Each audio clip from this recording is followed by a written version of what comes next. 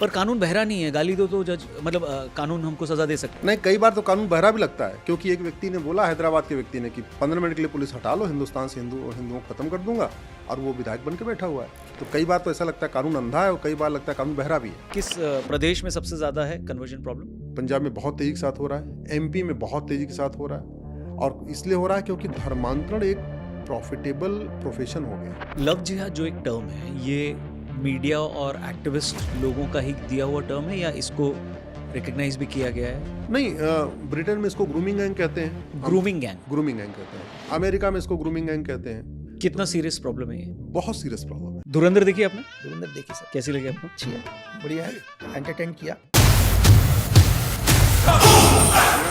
उसमें जो स्पाई हैं, एजेंट है रणवीर सिंह, उनका कैरेक्टर आपको कितना क्लोज लगता है एक स्पाई के लाइफ से? बहुत सारे लोगों ने मुझसे क्वेश्चन पूछा कि यार कि पिक्चर्स क्या सही में ऐसा ही होता है स्पाई के अंदर?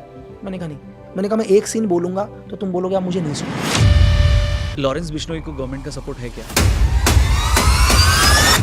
एक गैंगस्टर को गवर्नमेंट क्यों सपोर्ट करेगी भाई, मुझे इतना बताओ सर। नहीं, मैं थोड़ी बोल रहा हूँ। नहीं, लोग कह रहे हैं भाई, मैं यही क्वेश्चन कह रहा हूँ कि क्यों सपोर्ट करेगी भाई, मुझे एक रीजन बताओ। तो रावण एक बहुत बड़ा शिव भक्त था, ये रावण लिखा है कहीं शिव पे? भक्त है, ये वाल्मीकि रामायण में भी आता है। हाँ। पर रावण की शिव भक्ति भी जबरदस्ती वाली है, not the way we understand it. Ego वाली है। ईगो वाली है। जब आपके सामने कोई युद्ध मैदान पे आता है तो वो ब्राह्मण, क्षत्रिय, वैश्य सब नहीं रहता है, तब आपका वो शत्रु है। और एक शत्रु के साथ आपको जो करना चाहिए, एक अधर्मी के साथ आपको जो करना चाहिए, वो आपको करना चाहिए। यही सनातन धर्म है, यही राजधर्म है। एक बात और बोलूं, हनुमान जी के पास गदा भी नहीं है। हनुमान जी के पास गदा नहीं है? नहीं। और क्या नहीं था? राम सेतु, पत्थर तैरते नहीं है। यार ये अभी अपना क्या धोनी हुक्का पीते हैं? मुझे क्या मतलब है यार हुक्के से, मेरे को क्या पता भाई। पर अगर हुक्का पी रहे आपको प्रॉब्लम है? मेरे को क्या पर्सनल लाइफ है किसी की यार। ठीक है। मैं चाय पीता हूँ, आप कॉफी पीते हो, क्या है इसमें? अब बुरा मान रहे हो सर आप? बुरा नहीं है, मतलब ये थोड़ी ना कि मैं निकल गया तो बाकी सबकी बंद करा दूं दुकान। यार ये कोई बात हुई यार। अगर आपसे कोई पूछता है कि भारत में क्राइम की सबसे खौफनाक कहानी कौन सी है? मेरी पूरी क्राइम रिपोर्टिंग में मुझे लगता है कि बड़ा अफसोसनाक केस मैंने शायद नहीं कवर किया। सुशांत सिंह राजपूत का केस अभी भी डिस्कस होता है। मुझे पहले दिन से पता था कि सीबीआई की रिपोर्ट क्या आएगी, लेकिन जितने अलग अलग चैनल, अलग अलग शोज, अलग अलग एंकर, उनका ये था कि ये मर्डर केस। और उनके फैंस आज भी कहते हैं कि बहुत सारी थियरीज हैं कि फैंस की गलती नहीं है, ये गलती है मीडिया की। मुझे याद है हम लोग सुशांत सिंह की मौत कवर करते करते ऐसा लग रहा था कि अब नशा कवर कर रहे हैं, और फिर ऐसा लगा कि पूरी 75% या 80% फिल्म इंडस्ट्री जो है वो नशेड़ी है। क्या नहीं है? पंचायत का आपका फेवरेट मीम? अभी वाला तुमने देखा है? जीतू की फोटो है, हाँ। सान्विका की फोटो है और बनराकस की। उसमें लिखा है कि उस समय का वेट कर रहा हूँ कि जब इस आदमी को इन दोनों के बारे में पता लग जाएगा। अगर आप ये कह रहे हो कि ऑपोजिशन का कोई नेता सरकार के ऊपर उंगली उठाता है, प्रोसेस पे उंगली उठाता है, तो वो नेपाल बना रहा है। ये मैं ले लूँ? ये प्लीज अपने ये पास आपको तो नहीं चाहिए? आप मेरे को आधा वाला मैं ले लेता हूँ। ये 1.5 ले लो। आपको ज़्यादा ज़रूरत है, 2 मैं ले लेता हूँ। छोटे छोटे सब में बटेंगे, नींबू कटेंगे, सब में बटेंगे, क्योंकि फटती सबकी है। बंद करो ये podcast. Thank you for watching the Raunak podcast. TRP के लिए, हमारे पॉडकास्ट के लिए, हमारी पूरी टीम के लिए ये साल बहुत स्पेशल था। इतना प्यार देने के लिए, इतना हमें शेयर करने के लिए, हमें देखने के लिए thank you very much. Next year उम्मीद करते हैं और भी अमेजिंग होने वाला है। प्लीज़ उसके लिए भी आप सपोर्ट करना। फिलहाल मैं आपको रिकैप के साथ छोड़े जा रहा हूँ। कुछ स्पेशल मोमेंट्स थे हमारे इस पूरे साल में, हमने जो जो पॉडकास्ट किए उसके। आप देख के बताइए कि इसमें से आपका फेवरेट पार्ट कौन सा है, फेवरेट गेस्ट कौन से थे और फेवरेट क्वेश्चन कौन सा था। Watch it and share it with your friends. Thank you. कानून में ऐसी कौन सी प्रॉब्लम है कि इसने मारा, ये मरा, वीडियो दिख रहा है, तो जज का अपना नॉलेज, विजडम और वो जजमेंट नहीं है कि दिख रहा है तो मैं सज़ा दे दूं। अब इसमें मुझे किससे कितना पूछना है?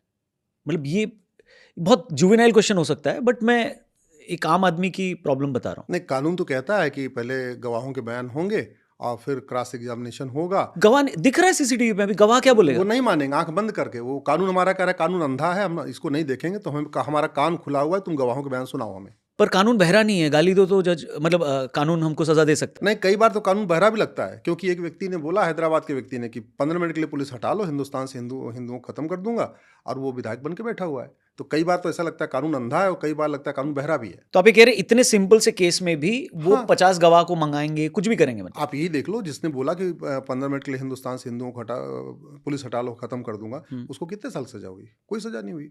कभी आपने चीन में सुना चीन तेरे टुकड़े होंगे इंशाल्लाह इंशाल्लाह? कभी चीन में आपने किसी ने कहा कि हम चीन का चिकन नेक काट देंगे? कभी चीन में कभी ये बात हुई कि ये 15 मिनट के लिए पुलिस हटा लो, सारे चीनियों को, जितने बौद्ध रहते हैं उनको हम काट के फेंक देंगे? नहीं हुई ना। कानून का खौफ है। और चीन में तो भ्रष्टाचारियों को फांसी देने का कानून है। चीन में अभी कुछ दिन पहले कृषि मंत्री को फांसी हुई है, 2 साल पहले वहाँ के कानून मंत्री को फांसी हुई है। चीन के कंपनी के जीएम ने ठेकेदार से 2 लाख युआन ले लिया था, उसको फांसी हुई है। चीन में तो सीधे भ्रष्टाचार फांसी, दूसरी कोई सजा नहीं, आजीवन कारावास की सजा ही नहीं। मतलब दुनिया के कई देश मॉडल है हमारे लिए।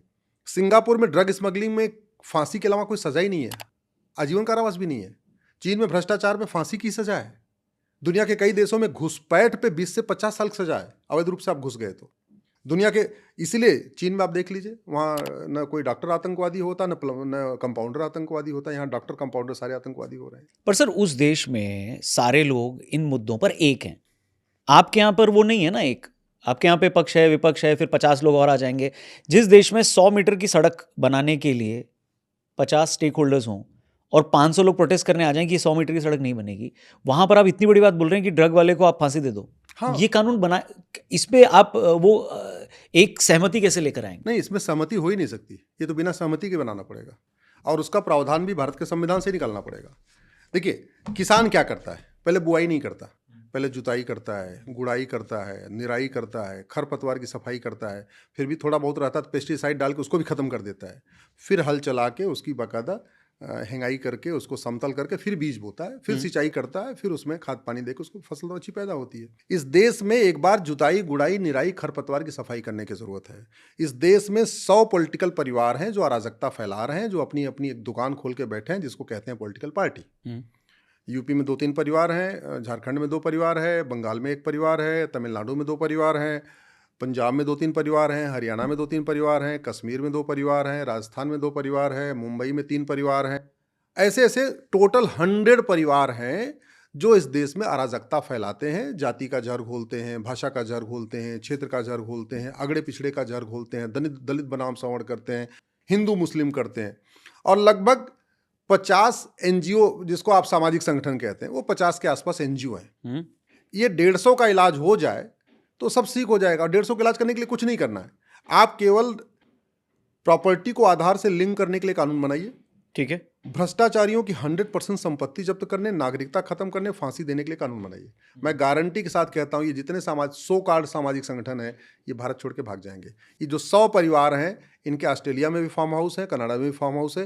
ये जिस दिन कठोर कानून बना, ये छोड़ के भाग गए।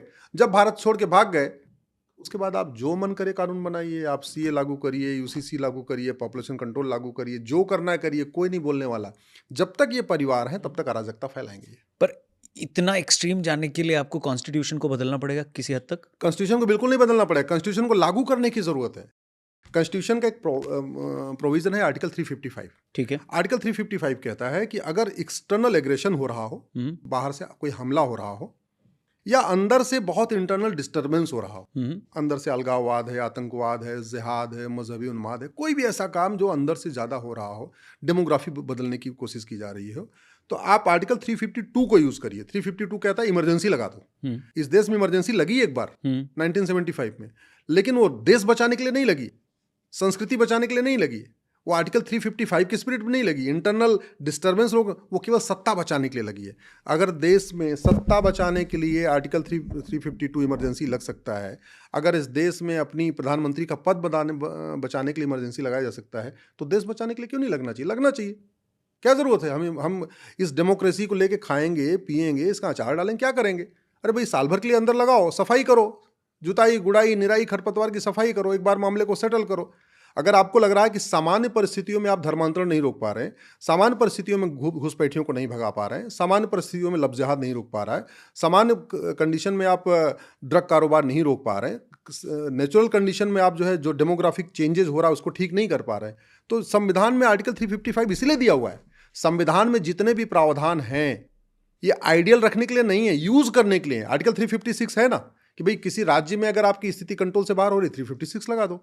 देश में 356 लगा है, लेकिन पॉलिटिकल कारणों से लगा, कभी जेन्युइन कारणों से नहीं लगा जो हमारे संविधान निर्माता चाहते पर थे। यहाँ पे साबित कैसे करेंगे कि ये जेन्युइन है, पॉलिटिकल नहीं है? क्योंकि बहुत सारे ऐसे लोग हैं जो आ जाएंगे और कहेंगे कि ये पॉलिटिकल कारणों से ही लगाया जा रहा है। देखिए, बड़ी सीधी सी बात है, आज भी बोला जाता है ना कि एक अनडिक्लेयर्ड इमरजेंसी है। बंगाल में पिछले 10 साल में कम से कम 10 ऐसे मौके आए जबकि एकदम आर्टिकल 356 का फिट केस हो रहा था। भाई इलेक्शन नहीं हो रहा है ठीक से, इलेक्शन हो रहा है तो विपक्षियों को मारा पीटा जा रहा है, लोगों को पलायन करना पड़ रहा है, अपने घर से बाहर भागना पड़ रहा है। ये हुआ ना बंगाल में, अभी कई ऐसी घटनाएं जहां बीएलओस को थ्रेट किया जा रहा है। तो ऐसे कंडीशन में अगर 356 नहीं लगाया जाएगा तो कब लगाया जाएगा? कल एसआईआर पे बहस हो रही थी, मैंने माननीय सुप्रीम कोर्ट को कहा, कल हमने कहा कि जब इलेक्शन होता है तो वहां का प्रशासन इलेक्शन कमीशन के दायरे में आ जाता है। मॉडल कोड ऑफ कंडक्ट जब लागू होता है तो 1 महीने तक, जब तक पूरा इलेक्शन की प्रक्रिया नहीं पूरी होती, वहां का कलेक्टर, कप्तान, थानेदार, तहसीलदार सब ईसीआई के पास होते हैं, इलेक्शन कमीशन के पास होते हैं। जो ये एसआईआर हो रहा है ये भी उसी इलेक्शन का पार्ट है। इलेक्शन कमीशन के 2 काम है। पहला काम है वोटर लिस्ट तैयार कराना, दूसरा काम है इलेक्शन कराना। तीसरा कोई काम ही नहीं है इलेक्शन कमीशन का। भारत के संविधान के हिसाब से आर्टिकल 324 के हिसाब से इलेक्शन कमीशन के 2 काम है, वोटर लिस्ट तैयार कराना, इलेक्शन कराना, वोटर लिस्ट तैयार कराना, इलेक्शन कराना, वोटर लिस्ट तैयार कराना, इलेक्शन कराना, और जरूरत पड़ने पे स्पेशल इंटेंसिव रिवीजन करना, जिसको हम एसआईआर कहते हैं। ये पावर उनको article representation of people act से मिली हुई है। अब अगर बीएलओ को ही डराया जाएगा, बीएलओ को धमकाया जाएगा और प्रॉपर अच्छे तरीके से वोटर लिस्ट तैयार नहीं होगी तो फिर फ्री एंड फेयर इलेक्शन कैसे होगा? इसलिए मैंने कल माननीय सुप्रीम कोर्ट को कहा कि अब समय, वैसे तो कभी ऐसे हुआ नहीं कि वोटर लिस्ट तैयार करते समय वहाँ का प्रशासन आया हो, लेकिन बंगाल की विशेष परिस्थितियाँ है। और मैंने बंगाल का इसलिए भी नाम लिया, मैंने पीआईएल जो फाइल किया कि पूरे देश भर में एसआईआर होना चाहिए, एसआईआर पीरियडिक होना चाहिए, हर 5 साल में होना चाहिए। और माननीय सुप्रीम कोर्ट ने सभी राज्यों को नोटिस जारी किया। ओके, कोई राज्य विरोध करने नहीं आया, बस 3-4 राज्य आए। कौन से? अब जो बंगाल उसमें विरोध कर रहा है, तमिलनाडु एसआईआर का विरोध कर रहा है, केरल उसका एसआईआर का विरोध कर रहा है, यूपी में तो एसआईआर हो रहा है, कोई विरोध करने के लिए सुप्रीम कोर्ट नहीं आया। हरियाणा नहीं आया, पंजाब नहीं आया, आपका गुजरात नहीं आया, महाराष्ट्र नहीं आया। आया कौन? केरल आया, आपका तमिलनाडु आया, आपका जो इधर बंगाल आया। सांसद आए हैं 8-10, महुआ मित्रा आई हैं, आरजेडी के मनोज झा आए हुए हैं, कांग्रेस के केसी वेणुगोपाल आए हुए हैं, और 4-5 भी और विधायक हैं, एक तमिलनाडु के भी सांसद हैं। ऐसे तो इन लोगों का कंस्ट्रक्टिव ऑब्जेक्शन है या बस ऐसे ही आए हैं? बस नहीं जी, ये हो जाएगा। तमिलनाडु का तो ये था जी, हम बहुत, तमिलनाडु में डाटा काम नहीं करता, 4G 5G काम नहीं कर रहा। तमिलनाडु सबसे डेवलप्ड स्टेट माना गया है यूपी, क्या बोला उन्होंने? भारत डेटा का बोला जी, वहाँ नेटवर्क की प्रॉब्लम है, वो कैसे ऑनलाइन फीडिंग करेंगे, और फिर जी वो फेस्टिवल आने वाला है, त्यौहार आने वाला है, तो कैसे एसआईआर हो पाएगा? ऐसे ऐसे नए बहाने। ठीक है, एक सुप्रीम कोर्ट में केस चल रहा है, बहुत इंटरेस्टिंग केस है और उसे कभी लोगों को पता ही नहीं है, इसलिए आज मैं उस केस के बारे में बता देता हूँ। आज भी मैटर पेंडिंग है। झारखंड से, बिहार से, उड़ीसा से, बंगाल से, बिहार, झारखंड, उड़ीसा, बंगाल, असम, हाँ 5वां असम, इन 5 राज्यों से गरीबों के बच्चे गायब हो रहे थे। ये जो लेबर का काम करते हैं, झुग्गियों में रहते हैं, लेबर मिस्त्री का काम करते हैं, इनके बच्चे गायब हो जाते थे। 75,000 बच्चे गायब हो गए। पुलिस के पास जाते थे, रोग आके बैठ जाते थे, कुछ नहीं होता था। बाद में पता चला ये सारे के सारे बच्चे केरल में मिले, केरल के यतीम खानों में मिले। सारे बच्चों का कन्वर्जन हो चुका था, उनका खतना हो चुका था, उनका नाम बदला जा चुका था। फिर बाद में जस्टिस अशोक भूषण, जो राम मंदिर वाले बेंच में भी थे यहाँ पे सुप्रीम कोर्ट में, ये उस समय केरल हाई कोर्ट के चीफ जस्टिस हुआ करते थे। वहाँ एक पीआईएल फाइल हुई, उस पीआईएल में उन्होंने सीबीआई जांच करवाई। फिर जांच में पता चला कि इन 5 राज्यों से बच्चे जो गायब हो रहे थे, 6 महीने के, साल भर के, 8 साल के, 1 साल 2 साल के, वो वहाँ पे कन्वर्ट करने के लिए किडनैप किया। तो इस देश में कन्वर्जन के लिए किडनैपिंग होती है, ये मैं आपको बताना चाहता हूँ।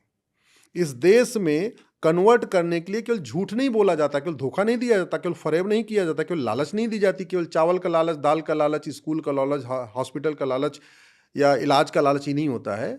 इस देश में कन्वर्ट करने के लिए किडनैप भी किया जाता है, ये मैं आपको बताना चाहता हूँ। तो इसको रोकना ज़रूरी है, और वो तभी रुक सकता है जब धर्मांतरण को इसमें बीएनएस में शामिल किया जाए, धर्मांतरण को ऑर्गेनाइज क्राइम डिक्लेयर किया जाए, धर्मांतरण को राष्ट्र की सुरक्षा के लिए खतरा घोषित किया जाए, धर्मांतरण को एक्ट ऑफ टेररिज्म डिक्लेयर किया जाए, धर्मांतरण को वेजिंग वॉर डिक्लेयर किया जाए, धर्मांतरण को सोवरेनिटी के लिए खतरा डिक्लेयर किया जाए। अल्टीमेटली मुगल यहाँ सत्ता के लिए नहीं आए थे, सत्ता उनके लिए साधन था। मुगल यहाँ केवल और केवल धर्मांतरण कराने आए थे। अंग्रेज यहाँ सत्ता के लिए नहीं आए थे, झूठ पढ़ाया गया हमें। अंग्रेज केवल और केवल कन्वर्जन कराने आए थे। उन्होंने जहाँ जहाँ कब्जा किया वहाँ कन्वर्जन कराया, बाकी उनका सत्ता उनके लिए साधन था। जैसे मैं आपके घर आया हूं तो आपके यहाँ आने तक लिए मुझे एक अपनी कार चाहिए। कार मेरा पर्पज नहीं था, मेरा पर्पज आपके साथ आके पॉडकास्ट करना था।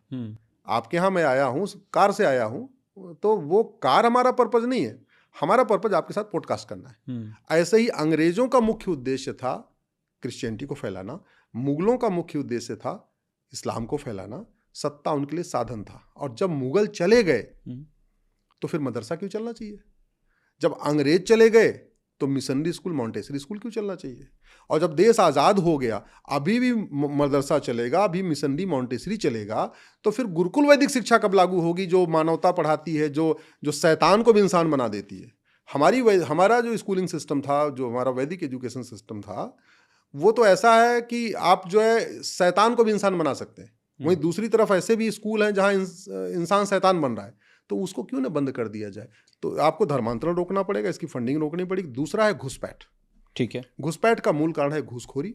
बॉर्डर पे 2000 दे के आते हैं, अंदर आते हैं, 2000 में आधार, 2000 में राशन कार्ड, 2000 में ड्राइविंग लाइसेंस, 2000 में बर्थ सर्टिफिकेट, 3000 में ऐसे करके 12 से 15 हज़ार रुपये में 5-6 डॉक्यूमेंट बनवा लेते हैं और फिर यहाँ पे जनधन खाता खोल लेते हैं, मुद्रा लोन लेते हैं। उसके बाद प्रधानमंत्री आवास योजना के अंतर्गत 3.5 लाख रुपए का मकान भी लेते हैं। मतलब 12 से 15 हज़ार रुपये लगाओ और 5 लाख रुपए साल भर में कमाओ, ऐसा ऑफर दुनिया के कौन से देश में है? ये हमारे यहाँ है।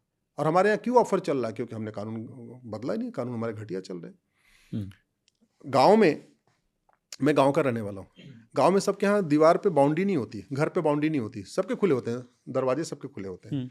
लेकिन जो कुत्तों का झुंड है वो सबके घर पे नहीं बैठते, वो सिलेक्टेड घरों पे बैठते हैं। जिन घरों से रोटी मिलती है वो सारे कुत्ते वहीं बैठ जाते हैं, क्योंकि उनको पता है कि यहाँ बैठा रहूँगा, थोड़ी देर के अंदर रोटी आएगी। जिन घरों से लठ मिलती है ना, वो कुत्ते वहाँ से क्रॉस होकर अगले घर में चले जाएंगे, वहाँ रुकेंगे नहीं, क्योंकि उनको पता है यहाँ लठ मिलेगी। अगर कुत्ता भी इतना जानकार है कि कहाँ लठ मिलेगी, कहाँ रोटी मिलेगी, तो आपको इंसान इतना जानकार नहीं है क्या? घुसपैठिए चीन नहीं जाते, घुसपैठिए दुबई नहीं जाते, घुसपैठिए भूटान नहीं जाते, घुसपैठिए सिंगापुर नहीं जाते, भारत ही क्यों आते हैं? उनको पता है कानून घटिया है, न्यायिक व्यवस्था सड़ी हुई है, यहाँ के नेता गद्दार हैं, यहाँ के नेता मक्कार हैं, यहाँ के नेता पैसे के लिए कुछ भी कर सकते हैं। इधर ही चलो, हमको झुग्गी भी बनवा के देंगे, हमको मकान भी बनवा के देंगे, हमको कागज भी बनवा के देंगे, हमें केवल वोट करना, वोट करते रहेंगे, जो हमें सब बनवा के दे देगा वोट करते रहेंगे, क्या दिक्कत है? लव जिहाद जो एक टर्म है, ये मीडिया और एक्टिविस्ट लोगों का ही दिया हुआ टर्म है या इसको रिकग्नाइज भी किया गया है एज अ? नहीं, ब्रिटेन में इसको ग्रूमिंग गैंग कहते हैं। ग्रूमिंग गैंग, ग्रूमिंग गैंग कहते हैं। अमेरिका में इसको ग्रूमिंग गैंग कहते हैं। हमारे यहाँ चूँकि हिंदी और उर्दू और सब इंग्लिश सब बोला जाता है, तो लब हो गया अपना इंग्लिश से और जिहाद हो गया अपना फारसी शब्द है। कितना सीरियस प्रॉब्लम है ये? बहुत सीरियस प्रॉब्लम है, बहुत सीरियस प्रॉब्लम है। जो फिल्मों में दिखाया जा रहा है वो तो कुछ नहीं है, जो फिल्मों में दिखाया जा रहा है ये कुछ नहीं है, जो केरला स्टोरी में दिखाया गया कुछ नहीं है, ये कड़वी हकीकत है। और कड़वी हकीकत का एग्जाम्पल आप देख लीजिए, उत्तर प्रदेश से पकड़ा गया छांगुर जलालुद्दीन। 800 जिलों में से 600 जिलों में उसका नेटवर्क, 5000 गुर्गे, उन गुर्गों का एक ही काम, लड़कियों को ट्रैप करना, ट्रैप करके उनको कन्वर्ट करना। भोपाल में एक लड़का पकड़ा गया, फिर उसके मोबाइल से 53 लड़कियों की फ़ोटो पकड़ी गई। मथुरा भगवान कृष्ण की जन्मभूमि है, सबसे ज़्यादा पंडा पुजारी मथुरा में है, सबसे ज़्यादा कथावाचक मथुरा में है, सबसे ज़्यादा हमारे गुरुकुल गौशाला मथुरा में है। वहाँ एक आटे चलाने वाला ने 50 का टारगेट लिया कि 2 लाख पर हेड मिलेगा, फिक्स रेट है कि ब्राह्मण की लड़की है तो 15 लाख मिलेगा, ब्राह्मण क्षत्रिय की है, वैश्य की है, अग्रवाल की है, जैन की है, माहेश्वरी की है, 15 लाख रुपए मिलेगा। बाकी यादव है, पटेल है, कुर्मी है, केवट है, मौर्य है तो 10 लाख मिलेगा। वो दलित परिवार की, SC ST की, जो छांगुर का रेट जो पड़ा था चला वो 5 लाख रुपए है, ठीक है। अब वो जो ऑटो में चलाने वाला पकड़ा गया, वो स्कूलों में बच्चियों को छोड़ता था। भाई नहीं, लड़के तो चले जाते हैं अपने साइकिल लेके, जनरली लोग लड़कियों के लिए ऑटो कर देते हैं। मथुरा का वो लड़का, उसको 50 का टारगेट मिला हुआ था, उसमें 23 में सक्सेस भी हो गया हो, 24वें में जाके पकड़ा गया हो, और 23 लड़कियों से उसने संबंध बना लिए, ब्लैकमेल करने लग गया उनको। ये कड़वी सच्चाई है, मथुरा की बता रहा हूँ, भगवान कृष्ण की जन्मभूमि की बता रहा हूँ। ऐसा जिन 200 जिलों में हिंदू खत्म हो गए, वहाँ तो अब न लव जिहाद है, न लैंड जिहाद है, न धर्मांतरण, न घुसपैठ, वहाँ कुछ नहीं है। लेकिन जिन 600 जिलों में हिंदू हैं वहाँ लव जिहाद है, धर्मांतरण है, घुसपैठ है, जनसंख्या विस्फोट है, ये कड़वी सच्चाई है। धुरंधर देखी आपने? धुरंधर देखी सर, कैसी लगी आपको? अच्छी है, बढ़िया है, एंटरटेन किया। उसमें जो स्पाई हैं, उसमें जो एजेंट है रणवीर सिंह, हम्म। उनका कैरेक्टर आपको कितना क्लोज लगता है एक स्पाई के लाइफ से? सर देखो, मुझे उसमें सबसे अच्छी चीज़ जो लगी पूरी मतलब पिक्चर को देखने पर, एक पॉइंट बहुत अच्छा लगा मुझे। क्या होता है, जब भी हम एलओसी क्रॉस कर देते हैं ना सर, तो हमारे पास वो ताकत नहीं होती जो हमें अपने घर पर होती है। सही बात है। वहाँ पर एक पॉइंट है, एग्जाम्पल ले रहे, क्या होता है कि हमें पता होता है यार ये चीज़ गलत हो रही है, हम्म। हम वहाँ पर बहुत मजबूर होते हैं, कुछ नहीं कर पाते। इसका ये मतलब नहीं कि लोग कहते हैं यार तुमने वहाँ कुछ नहीं किया, नहीं, करने के लिए वहाँ कर सकते थे एग्जाम्पल के लिए। लेकिन होता क्या है, हम एक बहुत बड़े काम के लिए गए, हो सकता है कि वहाँ पर कोई एक्शन ले लें, हम 2 आदमी मार देंगे, 4 आदमी मार देंगे, लेकिन हम एक बहुत बड़े ऑपरेशन का हिस्सा हैं जो एक बहुत बड़ी चीज़ों को रोक रहे हैं। तो सिचुएशन आपने देखा कि वहाँ पर क्या होता है कि उसे पता है कि यार यही लड़के क्या कर रहे हैं, एक अटैक करने के लिए जा रहे हैं। हाँ। एक एग्जाम्पल है, गुस्सा है कि ये मेरे लोगों को ही मारेंगे, लेकिन अगर मैं वहाँ पर कोई एक्शन करता हूँ, क्या होगा, 2-4 को मार दूंगा, वो 20 और भेजेंगे। करेक्ट। तो ये सिचुएशन एक इंपॉर्टेंट चीज दिखाई उन्हें, जो कई जगह पर नहीं दिखाई। जैसे पिक्चरों में तो और जगह होता ही है कि एक ही आदमी सब कुछ कर देता है, वहीं सब कुछ खत्म करके आ जाता है। आदमी जब एक स्पाई जाता है कहीं भी, तो ये सिचुएशन एक रियल टाइप का दिखाया। और दूसरा क्या है कि लोग स्पाई वर्ल्ड को अभी भी बहुत कम दिखा पाए। लोगों के दिमाग में स्पाई, अगर मेरे से कल कोई भी आदमी मिलता है, अगर मेरे को कोई भी सोर्सेज या कोई भी अदर स्पाई या एसेट मिलता है, तो मुझे पहले से मैं पता करता हूँ कि इसका बैकग्राउंड क्या है। एक एग्जांपल के लिए, भाई वहाँ बैठा है, मुझे लगता है अरे भाई मेरे लिए काम कर सकता है, लेकिन ये क्या काम कर सकता है, एग्जांपल के लिए काम तो मेरे लिए करेगा, कल वो मेरा एसेट बनेगा, मेरा स्पैरो बनेगा, कुछ भी बनेगा, एग्जांपल मेरा फील्ड एजेंट बनेगा, मैं उसको पहले देखूंगा ये बनेगा क्या। मुझे लगता है ये आदमी, सॉरी मैं आपको टोक रहा हूँ, स्पैरो क्या होता है? मतलब कि यार सपोज करो कि ये आदमी सिर्फ मेरी एक इन्फॉर्मेशन को यहाँ से वहां तक पहुंचा सकता है। अच्छा, ठीक है। ये खुद भी कुछ नहीं पता करेगा। स्पैरो बोलते हैं। हाँ, हम एक कोट की तरह, जैसे हम उसको स्पैरो कि ये आदमी क्या करेगा, मैं इसको बोलूंगा एक काम करना यार, ये रौनक भाई को रौनक भाई से खबर उठा के ये वहां पर दे के आ जा। ठीक है। इसका काम वहां की इन्फॉर्मेशन को क्या है आपस में, ताकि आप कभी एक दूसरे से ना मिलो, आपस में थ्रेट ना हो दोनों को एक साथ। हाँ। तो ये मैसेजिंग देने के तो बहुत सारे तरीके होते हैं।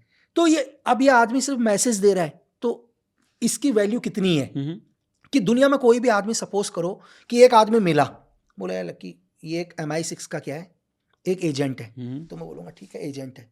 जैसे मुझे वो अगली चीज़ बोलेंगे ना, तो मैं ऐसे हो जाऊँगा, तो वो बोलेंगे कि, मैं बोलूँगा एजेंट है, ठीक है मैं एजेंट समझ गया। उन्होंने बोल दिया कि इसका background military background special force का है, मैं ऐसे हो जाऊँगा भाई।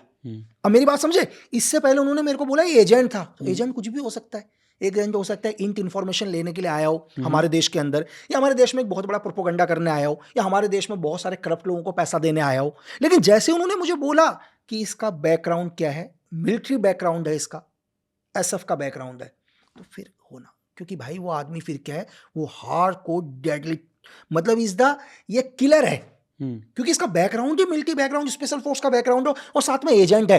तो इसका मतलब है किसी नॉर्मल काम के लिए नहीं आया है, ये यहाँ पर एक बहुत बड़ी गतिविधि को करने आ रखा है। ऐसे समझ में। तो हमारी पिक्चरों के अंदर जो भी हम लोग देखते हैं, हम सोचते हैं कि स्पाई का भी बैकग्राउंड होता है सर। आपने अगर एक छोटा सा उदाहरण, आपने जैसे अभी धुरंधर की बात करी, आपने एक स्पाई का नाम सुना होगा, इजराइल के इली कोहेन ना, हाँ, जो सीरिया के अंदर डिप्टी डिफेंस मिनिस्टर बनने वाले थे। उनका बैकग्राउंड मिलिट्री नहीं था सर। उनका बैकग्राउंड क्या नहीं था, मिलिट्री बैकग्राउंड नहीं था, एक स्पाई थे। उनका काम था इन्फॉर्मेशन गैदरिंग करना, एक देश के अंदर एक प्रोपोगंडा करना, वहाँ की गवर्नमेंट को चेंज करना, कैसे वहाँ पर एक रिवोल्यूशन लेके आना। मेरी बात समझ रहे हैं? तो एज अ स्टूडेंट या ट्रेनिंग में आप लोगों को एली कोहेन का दिखाया था, बताया गया था? दुनिया के हर स्पाई का सर, सब अच्छा, हर स्पाई का दिखाया जाता है, उस पे आते हैं, लेकिन इसको कंप्लीट कर लेते हैं। हाँ। तो धुरंधर के अंदर ये चीज अच्छी दिखाई, और एक चीज और दिखाई, देखो मैं यहाँ पर अभी पहला ही देखा हूँ, हाँ। मुझे सेकंड पार्ट में नहीं पता क्या दिखाया है कि इसमें रणवीर सिंह का बैकग्राउंड है क्या। अभी हाँ, तो अभी आया नहीं है, आया नहीं है, मुझे नहीं पता कि उसका बैकग्राउंड क्या दिखाया है। वो मेरे लिए और बड़ी चीज होगी सर, कि इसका बैकग्राउंड एक्चुअल में इसका बैकग्राउंड है क्या। जो भी मैं समझ आया, जो मुझे समझने से लगा, मुझे समझने से ऐसा लगा कि देखो ये दुनिया के अंदर, मैं आपको ये बताता हूँ कि जिन लोगों ने हिंदुस्तान में फौज में भी नौकरी करी होगी सर, फौज के लोगों को भी बहुत कम लोगों को पता होता है, 50% 60% लोगों को, कि हिंदुस्तान में ऐसी भी फोर्स हैं। कई फोर्सेस का तो नाम ही नहीं होता। आज भी आपने RNW का ही नाम सुना। मैं बोलूं कि इंडिया के अंदर RNW से भी खतरनाक एक फोर्स है जिसका तो नाम ही नहीं सुन रखा है इंडिया में। हम उसका नाम डिस्क्लोज नहीं करूंगा, ठीक है, लेकिन मेरे बहुत आज की जनरेशन बहुत समझदार है। मैं आपको ये बताऊं कि 1960 के मतलब 60 के दशक में फोर्स बन गई थी, इज द डेंजरस फोर्स। एक छोटा सा उदाहरण शायद धुरंधर में मुझे जिस हिसाब से लगा कि ये फोर्स काम करती है, क्योंकि इसमें एक छोटा सा मुझे बैकग्राउंड ऐसा दिखाई दिया। कौन सा सीन था, कुछ बताइए। एक सीन ये था कि एक हमारे जो कैरेक्टर, जैसे जो भी उन्होंने एक कैरेक्टर प्ले किया, एनएसए चीफ टाइप का कैरेक्टर प्ले किया है अपने माधवन सर ने। माधवन जी ने। तो एक क्रिमिनल है या गैंगस्टर है जो किसी भी केस के अंदर चला जाता है, ऐसा होता है। ये फोर्स वही काम करती है हमारे इंडिया के अंदर। एक फोर्स है कि जैसे सपोज करो कि लगता है यार इस आदमी के पास अब एक ही है, या तो फांसी लगेगा, ये मरेगा आदमी, लेकिन दिखता है कि ये आदमी इसने क्राइम क्यों किया है, इसने क्राइम क्यों किया। एग्जाम्पल के लिए क्राइम को भी हम स्टडी करते हैं सर। सपोज करो यार आपने क्या कर दिया, 4 हत्याएं कर दी। क्यों हत्याएं करी हैं? आपके साथ अत्याचार हुआ है। एग्जाम्पल के लिए आपके साथ क्या हुआ, अत्याचार हुआ, आपको लोगों ने परेशान किया, आपकी फैमिली को परेशान किया, आप पहले कानून के पास गए। करेक्ट। कानून के पास गए। एक एग्जाम्पल दिखा सकते हैं सर, हमारे क्या कहते हैं, एक बहुत बड़े पान सिंह तोमर एक उदाहरण है। करेक्ट है ना सर, जिस आदमी ने हिंदुस्तान को मेडल दिलाया, पुलिस ने उनकी नहीं सुनी, लास्ट में उन्होंने वेपन उठाया। सेम उसी केस के अंदर एक लड़का क्या है, आज की सिचुएशन चेंज है, पुलिस बहुत एडवांस है कि सेम आप ही एक क्राइम कर देते हो, 4 लोगों को मार देते हो, अंदर चले जाते हो। केस स्टडी, आपका कोई क्राइम रिकॉर्ड नहीं, कोई क्राइम रिकॉर्ड नहीं था आपका। आपकी प्रॉब्लम जेन्युइन थी, जेन्युइन में आपको ये लोग परेशान कर रहे थे, किसी भी कारण से हो सकता है, जमीन को लेकर हो, आपकी फैमिली को लेकर हो। और ऐसा नहीं कि आपने डायरेक्ट क्राइम किया, आपने इससे पहले मदद मांगनी चाहिए, लेकिन कुछ करप्ट लोग थे पुलिस प्रशासन में, कहीं पर भी आपकी मदद नहीं करी, आपने मजबूरी में स्टेप उठा लिया। गवर्नमेंट को लगता है नहीं, या तो ये आदमी क्या जेल के अंदर ही रहेगा जीवन भर, उम्र कैद है, तो क्यों ना इस देश के लिए इससे काम लिया जाए। करेक्ट। आपको निकाला, अब आपको बोला दे कि ये तो छोटे से लोग हैं ना यार, ये तो 4 लोग हैं। समस्या असली ये नहीं है, समस्या कहीं और भी है, इससे भी बड़ी समस्या। लेकिन आप तो बुरे नहीं थे ना सर, आप रियल में बुरे नहीं थे, आपने क्राइम को ही खत्म किया, तरीका गलत था आपका। तो फिर इनको कहाँ यूज किया जाता है, स्पेशल एजेंट्स बना के। स्पेशल एजेंट बना के। अब इसके बाद कि सेम सिचुएशन में जो मुझे समझ में आया, जो सीन देखकर कि रणवीर सिंह का जो सीन देख के झलक थी थोड़ी सी, तो मुझे लगा कि कहीं ना कोई किसी ने कोई क्राइम किया, किसी के साथ कोई अत्याचार हुआ। उसमें डायलॉग भी ना, घायल हो तभी घातक हो। हाँ, तो मतलब जी, तो उसमें मुझे लगा कि यार कोई ना कोई इसके साथ कुछ गलत हुआ। गलत होने के बाद इसने क्राइम किया, क्राइम होने के बाद हमारे जो भी चीफ दिखाया उसमें, एनएसए चीफ जो भी XYZ दिखा रखा, जो चाहे RNW के चीफ दिखाया, एनएसए चीफ दिखाया, जो भी एक कैरेक्टर प्ले किया, उनको लगा कि यार नहीं यार लड़का है, लड़के को क्राइम से नफरत कर रहा। लड़का किससे नफरत करता है, क्राइम के साथ। अब इसके बाद क्या इस कैरेक्टर में रणवीर सिंह को क्या मिलिट्री ट्रेनिंग दी गई है या नहीं, वो आगे पता चलेगा सर। अगर रणवीर सिंह एक मिलिट्री ट्रेनिंग देकर गई है तो इस तो डेडली, वो बहुत डेंजरस है सर।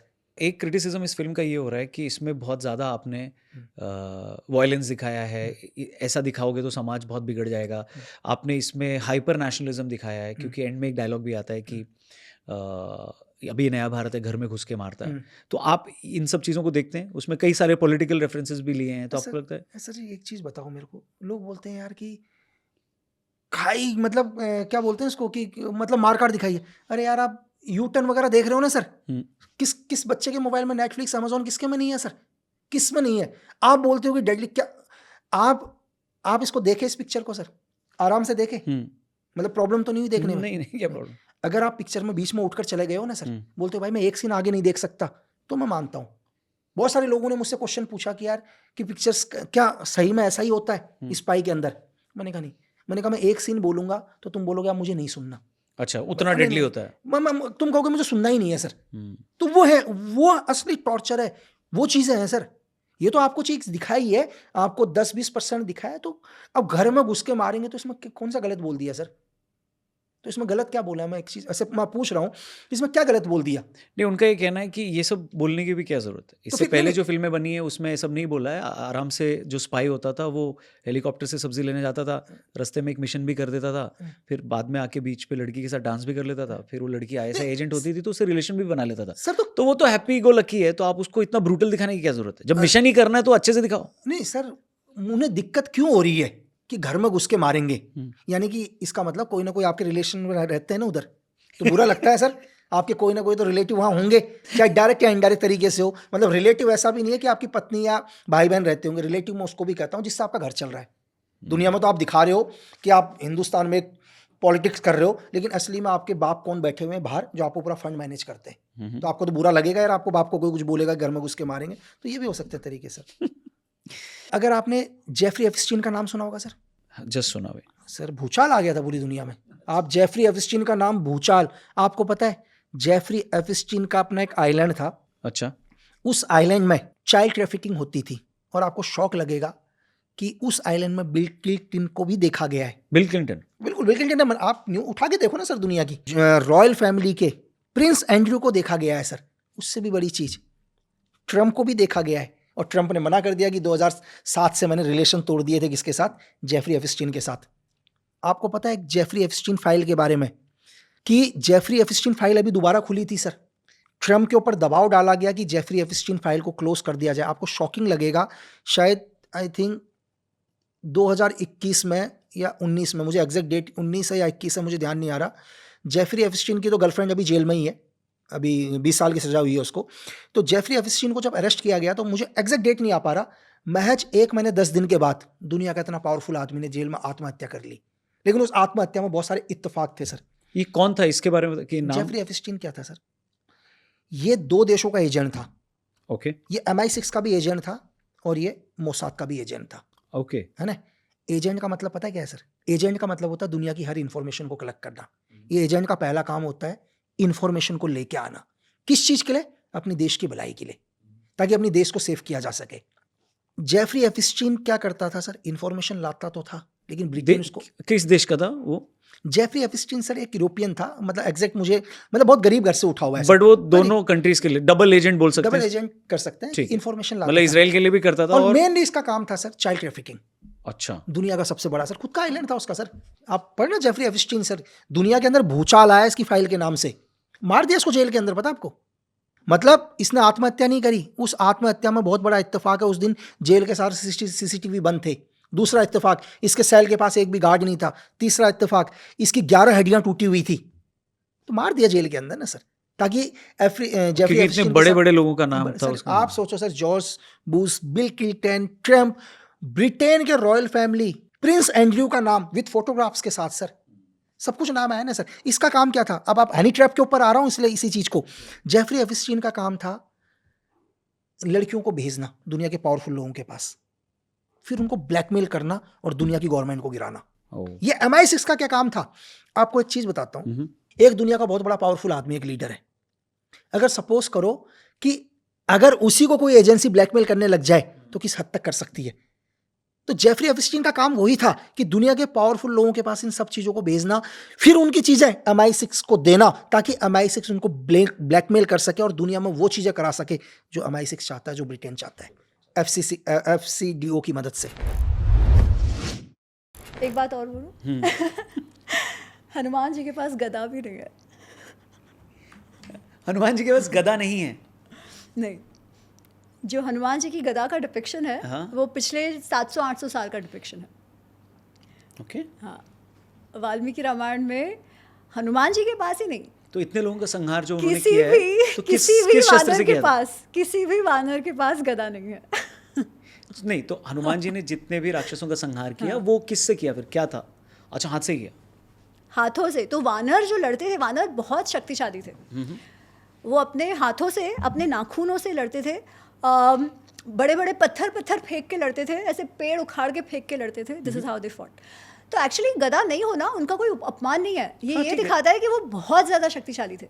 और दूसरा ये है कि जैसे भक्ति बढ़ती है तो इमेजरी में भी बदलाव आता है। ठीक है, फेयर इनफ। तो उस प्रकार है। तो कई बार ना लोग बहुत ऑफेंड हो जाते हैं कि ये क्या कह रही है कि गदा नहीं है, पर हमने तो गदा से ही देखा है। तो कोई बात नहीं, ऐसा नहीं है कि आज हनुमान जी को हमें गदा के बिना पूछना है, ऐसा नहीं है।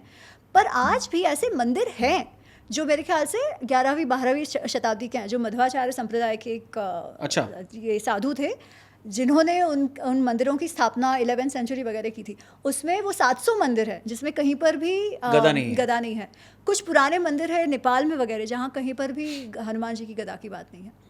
खैर ये तो एक ट्रिवियल बात है, मैं कह रही हूँ ना, डजंट मैटर, पर मैं कह रही हूँ फर्क क्या। रावण के बारे में थोड़ा सा आप बताइएगा कि वाल्मीकि रामायण में रावण को कैसे दिखाया गया है, क्योंकि आज के टाइम में इंस्टाग्राम पे बहुत सारी रील्स भी आती हैं जहाँ पे रावण को सडनली बहुत लिबरल दिखाया गया है, या बहुत ही फेमिनिस्ट दिखाया गया है। और श्री राम के लिए आप क्वेश्चन करते हो कि पत्नी छोड़ दी है उन्होंने, और वगैरह वगैरह। सो क्योंकि हुआ एक्चुअली ओवर टाइम क्या हुआ है ना कि हमारी एक टेंडेंसी हो गई है कि हीरोज जो है उनको डिमोनाइज करो और जो नेगेटिव कैरेक्टर्स है, जो विलेंस है, उनको ग्लोरीफाई करो, ठीक है। क्योंकि सब कुछ अच्छा अच्छा ही होना चाहिए, है ना। तो रावण जो है, रावण के अत्याचार से विश्व को मुक्त करने के लिए श्री राम आए थे, जो वाल्मीकि रामायण कह रहे हैं। आज क्या हो गया है कि रावण को मुक्ति देने के लिए श्री राम आए थे, ऐसी बात हो गई है। हाँ, हाँ। क्योंकि वो तो इतना बड़ा डिवोटी था, लाइफ में कोई खराब नहीं काम किया था, केवल सीता जी का अपहरण किया, वो भी अपनी बहन के लिए। पर जैसे मैंने आपको बताया, वाल्मीकि रामायण में तो बहन के लिए नहीं करता है, वो अपनी काम तृप्ति के लिए करता है।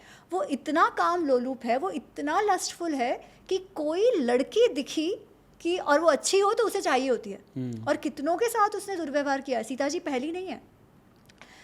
इसीलिए वाल्मीकि रामायण के इन तथ्यों को समाज में लाने की आवश्यकता है, क्योंकि श्री राम जो अपने प्रजा के लिए अपने परिवार तक का त्याग कर रहे हैं और दुखी रह रहे हैं, इसलिए नहीं क्योंकि प्रेम नहीं है उन्हें, इसलिए नहीं क्योंकि उनकी सीता जी पर उनके मन में कोई संदेह है, पर इसलिए ताकि एक तो प्रजा जो है वो उन पर विश्वास बनाए रखे और प्रजा सुखी रहे, और दूसरा प्रजा को इवेंचुअली सीता जी पर भी विश्वास हो जाए, वो उन पर प्रश्न चिन्ह ना करते रहे।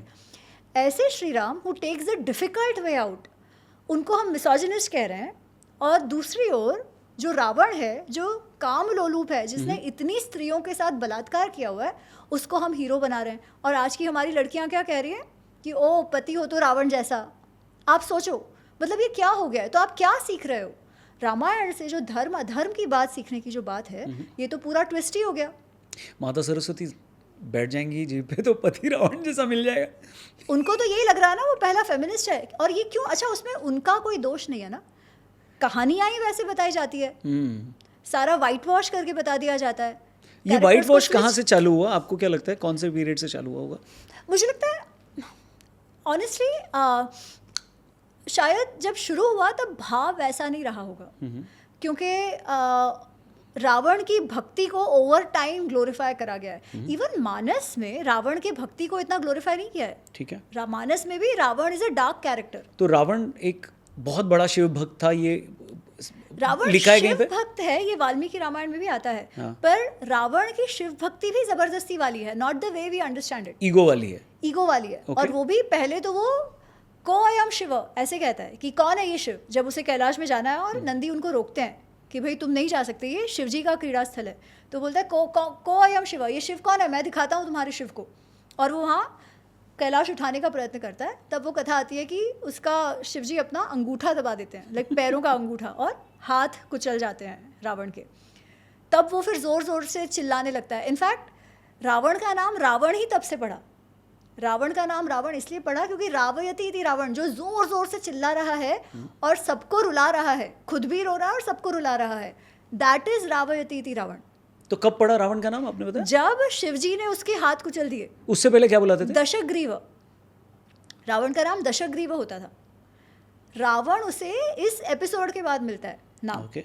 और उस समय फिर जब उसका हाथ कुचला जा चुका है और वो बहुत ही दर्द में है, तब उसके मंत्री कहते हैं कि अरे आप शिवजी को प्रार्थना करो, वो ही आपको इस कष्ट से मुक्ति दिला सकते हैं। तो फिर वो शिवजी की आराधना करने लगता है। उस प्रकार वो शिव भक्त बना है। अच्छा, अब उसकी जो ऑब्सेशन वाली शिव भक्ति है ना, उसके बारे में तो फिर वाल्मीकि रामायण में कुछ नहीं लिखा गया, वो फिर शिव पुराण से आता है। पर फिर वो शिव पुराण में भी उसकी भक्ति कैसी है? भक्ति मतलब क्या? भक्ति का अर्थ होता है समर्पण, सरेंडर टू योर इष्ट। क्या जिद रावण नहीं होती। रावण तो ऑब्सेस्ड है। मैं चाहता हूं तो आप मेरे साथ रहोगे, मैं चाहता हूं तो, अरे तुम चाहते हो मतलब। तो उसकी जो भक्ति है वो भी कोई सात्विक भक्ति नहीं है, वो तामसिक भक्ति है। उसमें ग्लोरिफिकेशन करने का कोई, there is no reason to glorify, कोई कारण ही नहीं है उसे ग्लोरीफाई करने का। और इसीलिए वाल्मीकि जी ने तो इसे बिल्कुल भी ग्लोरीफाई नहीं किया।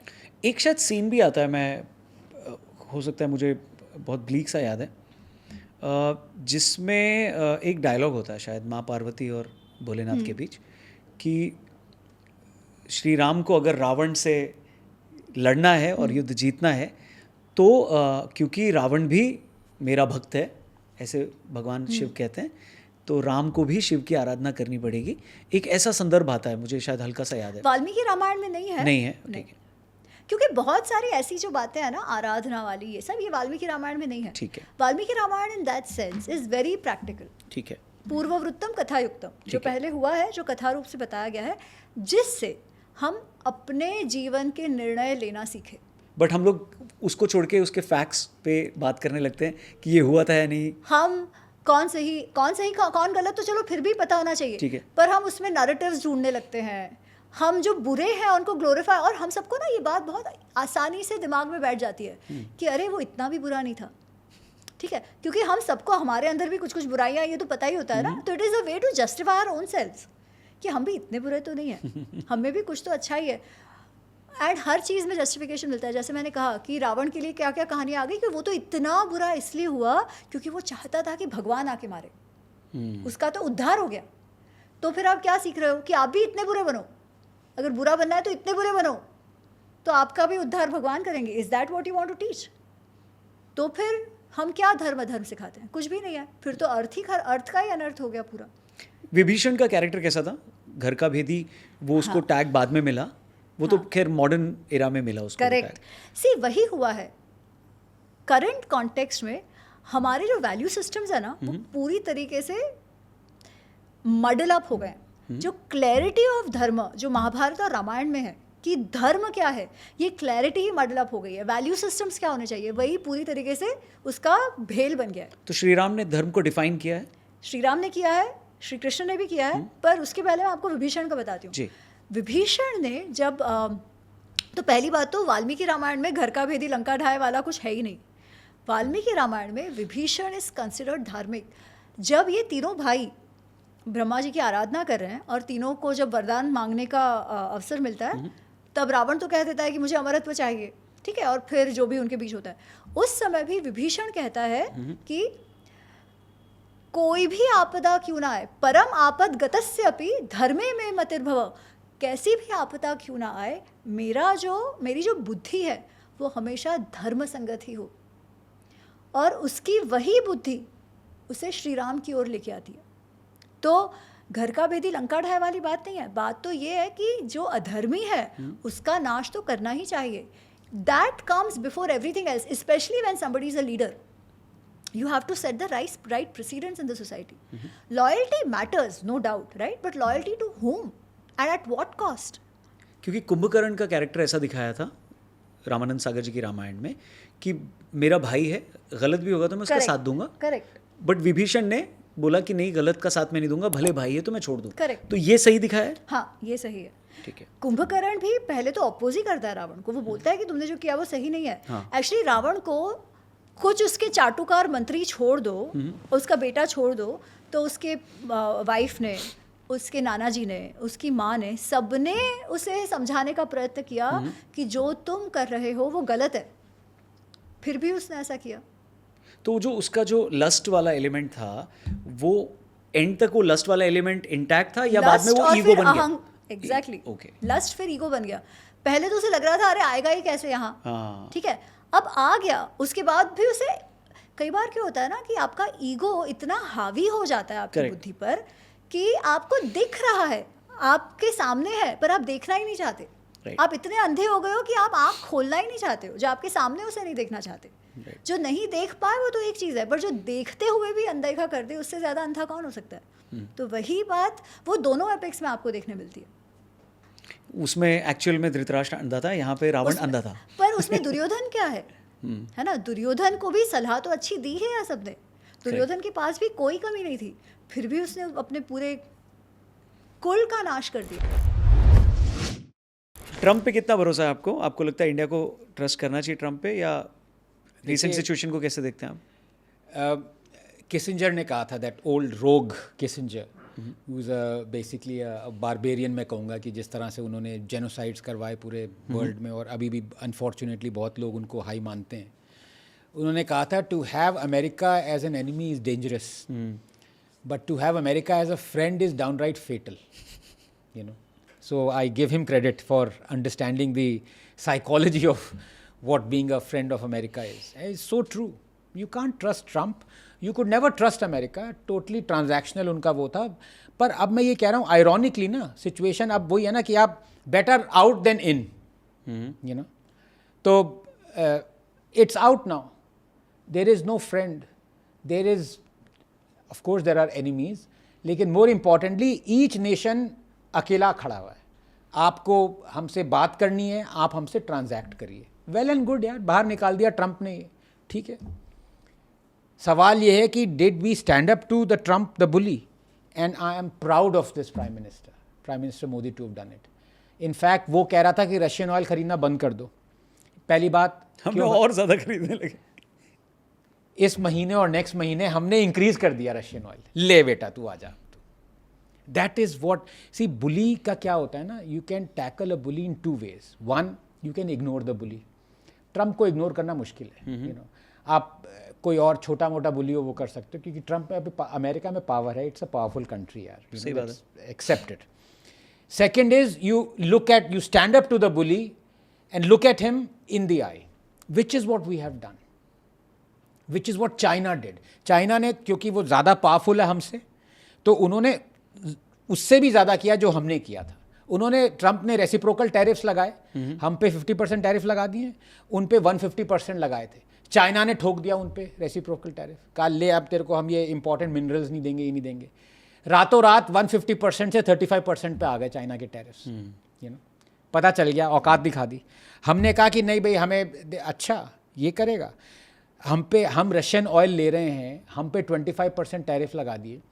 Bloody China is buying more Russian oil than we are, right. EU is buying more Russian energy than we are, more Russian oil than we are, उन पे नहीं लगाए हैं। अमेरिका इज बाइंग, हिपोक्रेसी की भी सीमा होती है, हिपोक्रेसी की भी सीमा होती है, जाए तो जाए कहाँ, वाह ट्रंप वाह। अमेरिका खरीद रहा है यार, इंडिया रिफाइन कर रहा है वो ऑयल और अमेरिका को बेच रहा है। अमेरिका यूरेनियम खरीद रहा है रशिया से। पुतिन ने इतनी इंसल्ट करी, वो ट्रंप प्लेन दिखा रहा था अलास्का में, पुतिन ने कहा इधर आ। पुतिन ने कहा है कि जब से ट्रंप आया है तब से Russia US trade has seen a 20% increase, it's not been refuted by America. और ये ट्रंप के अटैक डॉग्स हैं, कह रहे हैं Modi's war, Ukraine war, Modi's war. We have saved upwards of $26 billion by buying Russian oil in the last 2-3 years than had we bought Saudi oil. ये और कुछ एस्टिमेट $17 billion कह रहे हैं। इंडियन सरकार ने एक साल पहले 25 बिलियन कहा था, ये 25-26 बिलियन डॉलर्स है। क्योंकि आप देखिए, आपने पहले तो यही इंकरेज कर रहे थे हमें रशियन ऑयल खरीदो, कि वर्ल्ड ऑयल प्राइसेस को stabilise, American were telling us to buy Russian oil, so we stabilise the world prices, we saved 26 billion, that has kept our inflation in check, 1.47% cumulatively। और ये बहुत सारे जो चौथी fail हैं, बहुत सारे हैं, कुछ 5वीं फेल, तीसरी फेल भी हैं, वो कह रहे हैं कि ये कंज्यूमर्स को क्यों नहीं किया जो पैसा बचा है। अरे अब इसको क्या मंद बुद्धि कहूँ या क्या कहूँ मैं, कि भाई ये जो सरकार पैसा बचाती है, ये डायरेक्टली, जैसे फ्यूल का आप पैसा बचा रहे हो तो ये पेट्रोल के उस पर नहीं जाता सीधे। आपको कैसा लगता है 100 मिलियन टॉयलेट्स कौन बना रहा है भाई? आप बना रहे हो। आयुष्मान कार्ड्स फ्री में कौन दे रहा है? नहीं, उनको अकाउंट में सीधा पैसा चाहिए, सीधा अकाउंट में चाहिए उनको पैसा, ठीक है। ये नहीं कि टैप वाटर कनेक्शन नहीं चाहिए, उज्ज्वला के 100 मिलियन गैस कनेक्शन नहीं चाहिए, पैसा दे दो हम ले लेंगे। अच्छा, उनसे लॉजिक की बात करो कि जब कोविड हुआ था, onset of Covid, oil prices went to $0 per barrel.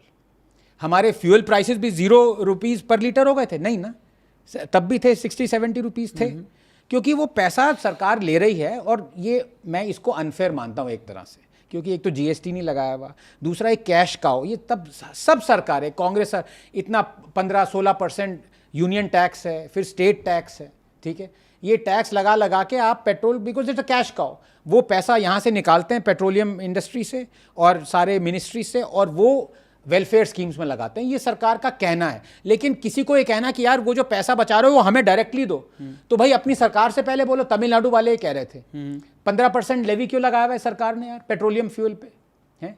और कह रहे हैं ये जो रिफाइन कर रहे हैं, ये कुछ पूंजी, ये क्या इलीटिस्ट, जो नवारो कह रहा था, ये स्टालिन ने भी कहा, इलीट जो ग्रीडी हैं वो इलीट्स के पॉकेट्स भर रहे हैं रिफाइनिंग में।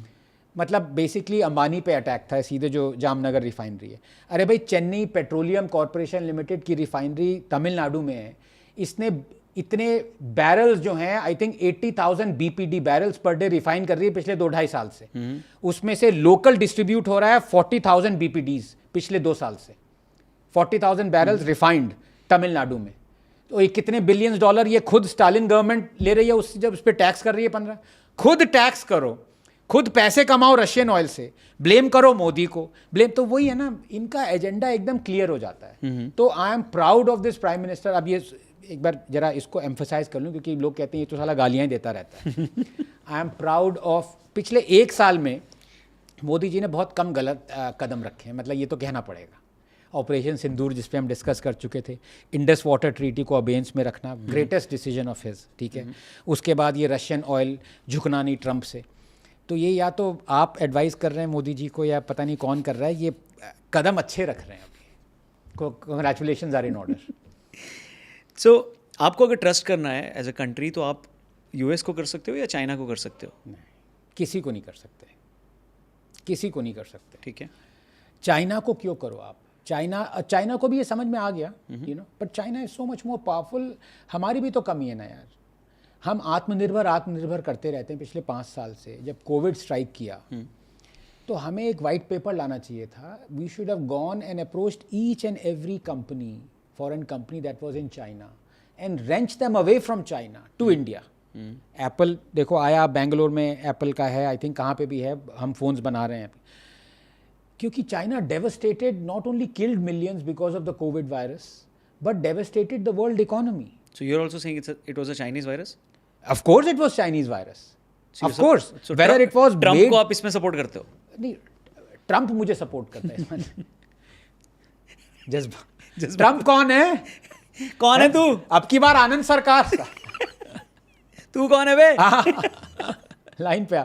तो वाइट पेपर बनाना चाहिए था, ठीक है। अब हम चाइना को एनिमी मान रहे हैं। देखिए इसमें भी देखिए डबल स्टैंडर्ड देखिए। Pakistan is our enemy. हमने ट्रेड अभी भी जीरो नहीं किया है, विच इज इनएक्सप्लिकेबल। मतलब अभी भी $0.6 बिलियन हमारा ट्रेड है पाकिस्तान से। हाँ, पाकिस्तान से। इसीलिए इतना ही क्रिकेट भी है। लेकिन पहले तो मोस्ट फेवर्ड नेशन दिया हुआ था 10-15 साल से, ठीक है। वो ट्रेड जीरो कर दिया हमने। चाइना ने हमारे सोल्जर्स को मारा। चाइना हमारे अगेंस्ट हर जगह, हर फोरम में बोलता है। कश्मीर को इंडिया का पार्ट नहीं मानता। पाकिस्तान 80% वेपन्स पाकिस्तान के चाइना से। China is not our friend, China is our enemy. तो भैया फिर इंडिया चाइना ट्रेड $125 बिलियन क्यों है? हमारा चाइना से ट्रेड डेफिसिट $101 बिलियन क्यों है भाई? जबकि इंडिया की think tanks, government think tanks ने यह कहा है कि 83% of what we source from China can be source cheaper from a third country. How much time do you need? तो करना। वही तो परेशान हो गए हम भी। करना। वो 6 साल हो गए, 5 साल हो गए, लोग कह रहे हैं कि अरे भाई सप्लाई चेन्स को चेंज करना मुश्किल है। कितना टाइम चाहिए आपको? आप बता दो ना हमें। ठीक है, 2 साल चाहिए, 3 साल चाहिए, लेकिन ये तो डेफिसिट बढ़ता ही जा रहा है। So Covid was the right time कि ये करना चाहिए। एब्सोल्युटली राइट टाइम करना चाहिए था, कम से कम ट्रेड। अच्छा, इसमें आप ये देखिए ना कि जो गालियां दे रहा है ना, मैं गाली दे रहा हूं मोदी जी को, मैं दे सकता हूं क्योंकि I expect something from him. Congress गाली दे रहा है कि ट्रेड डेफिसिट। अरे भाई वही मंद बुद्धि हूं। जब यूपीए सरकार थी ना तो ट्रेड डेफिसिट $1 बिलियन था, ठीक है, ट्रेड। और जब यूपीए सरकार गई तो ट्रेड डेफिसिट चाइना के साथ $37 बिलियन हुआ। 1 से 37 फोल्ड बढ़ गया आपके राज में, और आप कह रहे हो कि मोदी ने ये 3 टाइम्स बढ़ा दिया। तो उनकी बात का ध्यान ही मत दो। वही कह रहा हूं ना, अभी ऑपोजिशन रौनक ये हमारे हाथ में है, इस सरकार को बताना कहां आप ठीक हो, कहां आप लाजवाब हो और कहां आप गलत हो, कहां चेंज करिए। It's in our hands because opposition can not be trusted. पर आप वो कैसे करोगे? वोट देके करते हो आप? मैं तो नोटा देता हूं। नहीं, मतलब मैं जनरल जनता की बात कर रहा हूँ कि वो, बट अब आप वोटिंग प्रोसेस पे भी आपने सवाल उठाया, जिसके बारे में चलिए हमने बात कर ली है। Let's not go there. I know. तो वरना कहीं मैं तो कह रहा हूँ CEC should sue Rahul Gandhi, मुझे ही सूना करते हैं। ज्ञानेश कुमार जी, आप जहाँ पे भी हैं खुश रहिए, आबाद रहिए। मेरी बात का इतना बुरा मत माना करिए। आप ये कह रहे हो कि ऑपोजिशन का कोई नेता प्रदर्शन करता है, डेमोक्रेटिक तरीके से इंक्वायरी की मांग करता है, सरकार के ऊपर उंगली उठाता है, प्रोसेस पे उंगली उठाता है, तो वो नेपाल बना रहा है? नहीं, बिल्कुल नहीं। वो ये अगर वो झूठ बोल रहा है, हाँ, अगर वो झूठ बोल रहा है और वो बार बार उस झूठ को रिपीट कर रहा है और जिनकी क्रेडिबिलिटी पे वो अटैक कर रहा है, अगर वो चुप हैं, I am not talking of politicians, वो तो एक दूसरे पे बात करते हैं, जैसे मैंने इलेक्शन कमीशन का आपको एग्जांपल दिया, ठीक है, ठीक है, तो वो हमारी क्रेडिबिलिटी पे हिट कर रहा है।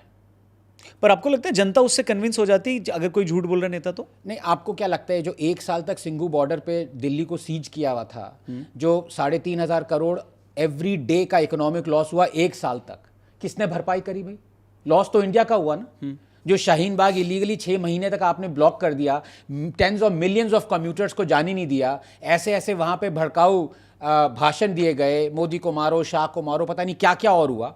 It's totally illegal. Right to protest is not right to prevent. I am sorry, protest करना है सबसे आगे। मैं आपके सामने खड़ा हूँ, मैं तो JNU से हूँ, मुझे तो पता है पूरी प्रोटेस्ट का क्या मतलब होता है। But what they are trying to do is to spread anarchy. अब जैसे फॉर एग्जांपल मैं आपको कह रहा हूँ, ये कह रहे हैं कि देश में jobs, unemployment is the biggest this thing. ये कह रहे हैं कि देश में महंगाई परम चीमा चरम सीमा पर पहुंच गई। सॉरी, मैं भी डिसलेक्सिक हो गया हूँ मैं थोड़ा सा, ये राहुल गांधी के भाषण सुन सुन के। ऐसी चीज़ें ये फैला रहे हैं, ठीक है।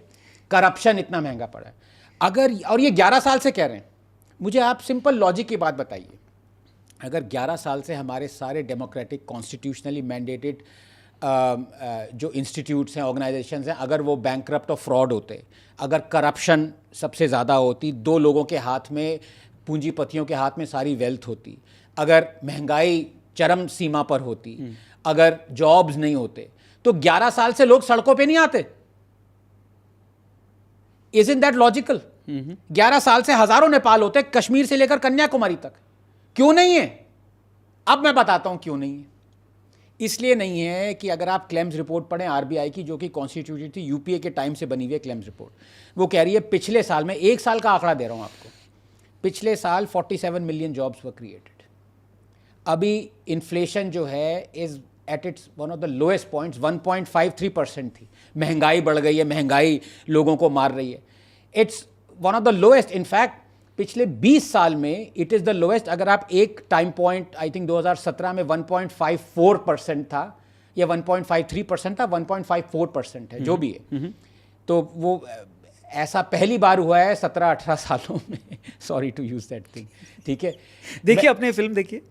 ये तो याद नहीं, गाना सुना हुआ है। हाँ। किसका था? सलमान खान है। हाँ, क्या बात है, क्या बात है भाई। अच्छा, बीच बीच में काटते रहना यार तुम, ये तो मुझे जेल भिजवाएगा, ये पता नहीं क्या इसका पूरा प्लान लेके चलता है, ये पता नहीं लिखा भी उसमें। मैं आऊंगा आपसे मिलने। अच्छा, आऊंगा मिलने। अरे क्या, कैसे छोड़ेंगे आप? अरे शुगर फ्री मैसूर पाक लेके आना। ठीक है, महंगाई का हमने आपको डेटा बता दिया, ठीक है, जॉब्स का डेटा बता दिया। ये कह रहे हैं डेड इकोनॉमी हो गई है, लोग सड़क पे प्रोटेस्ट करो, डेड इकोनॉमी, डेड इकोनॉमी। ये कैसी डेड इकोनॉमी है भाई कि पिछले साल में our GST collections have been the highest ever, $270 billion। अगर आप इतना ज़्यादा टैक्स कलेक्ट कर रहे हो, आपका कॉमन सेंस क्या कहता है कि इकोनॉमी इज ग्रोइंग। आपका Q1 GDP देखिए, इट्स अ ब्लिस्टरिंग पेस।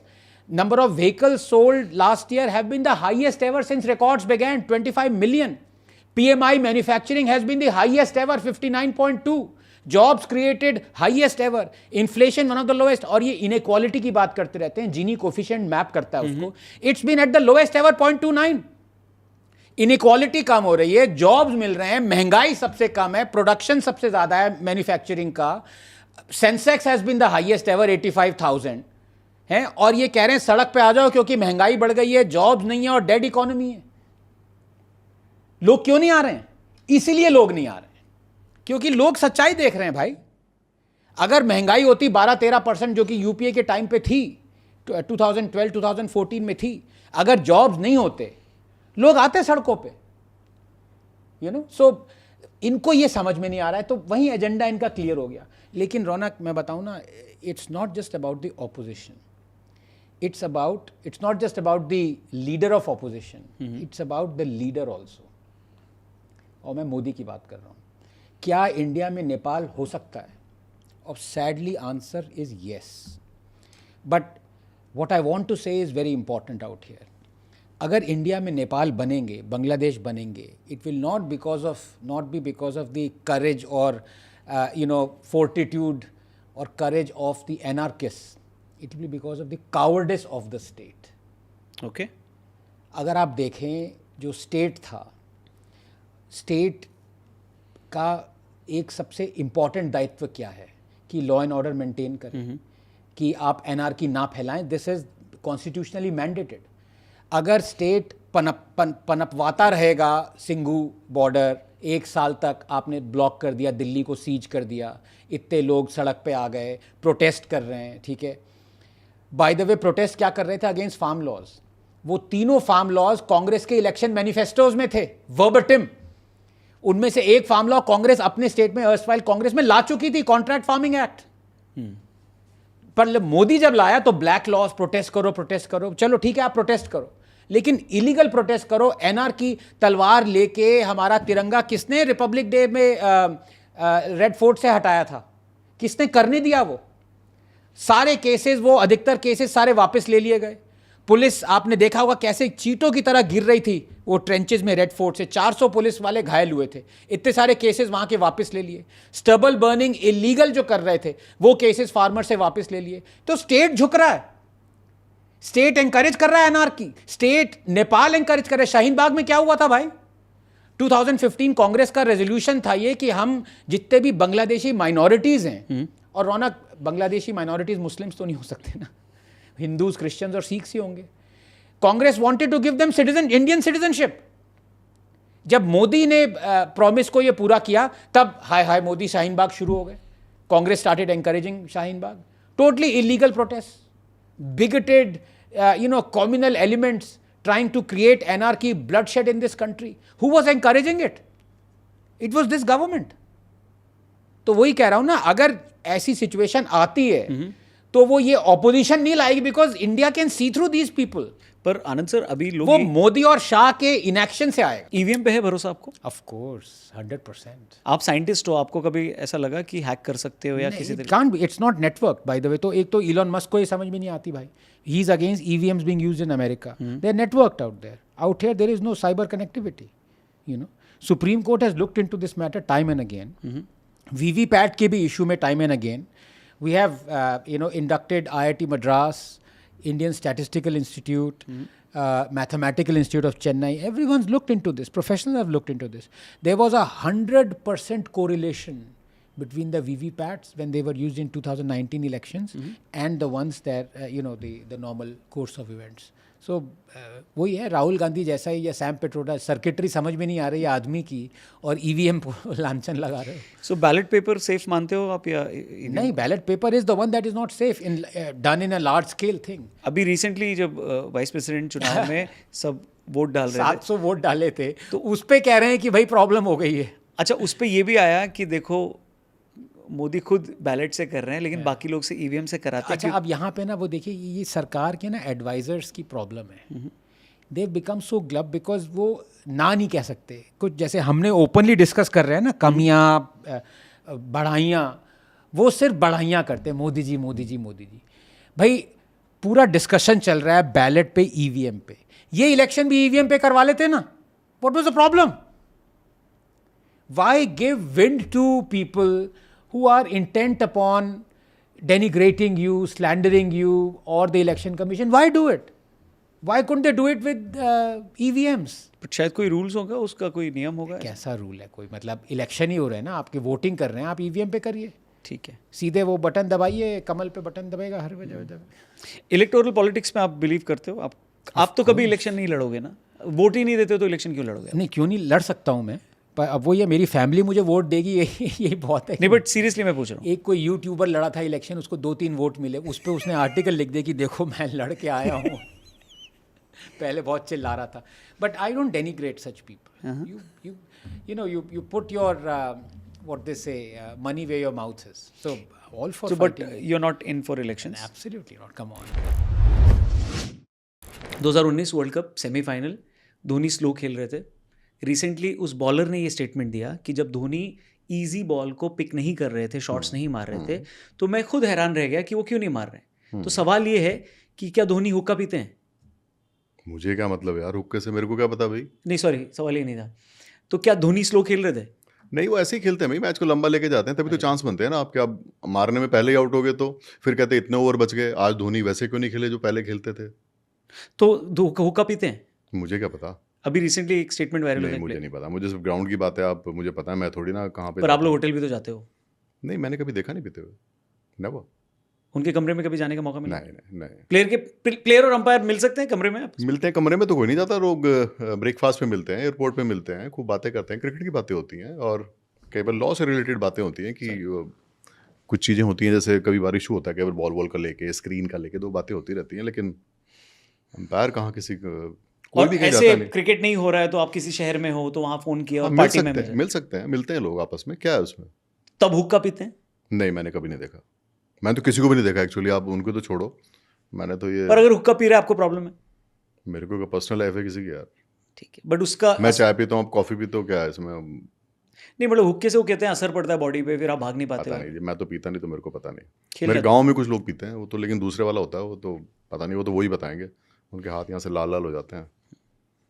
क्या हुक्के का क्या मतलब? इरफान पठान का एक स्टेटमेंट वायरल हुआ था धोनी के हुक्के पे पता नहीं, कुछ आइडिया नहीं। कि जो हुक्का बनाता है वो टीम में रहता है, ऐसा कुछ पता इंटरप्रिटेशन नहीं, हुआ था। ये सब बहुत सारी बातें एक्चुअली पता नहीं क्यों करते हैं लोग। क्रिकेट से इसका क्या लेना देना? टीम में, अरे आप हुक्का बनाओगे तो आप दोस्त बनोगे, तो फिर आप टीम में रहोगे, तो क्रिकेट से ही लेना देना ना। आई थिंक ये सब का मेरे को आइडिया नहीं, मैंने किसी को पीते नहीं देखा, अच्छा ठीक ना मैंने इरफान को देखा, ना मैं किसी और को देखा, मैंने किसी को पीता देखा नहीं। ठीक है। रोहित और कोहली पे आते हैं।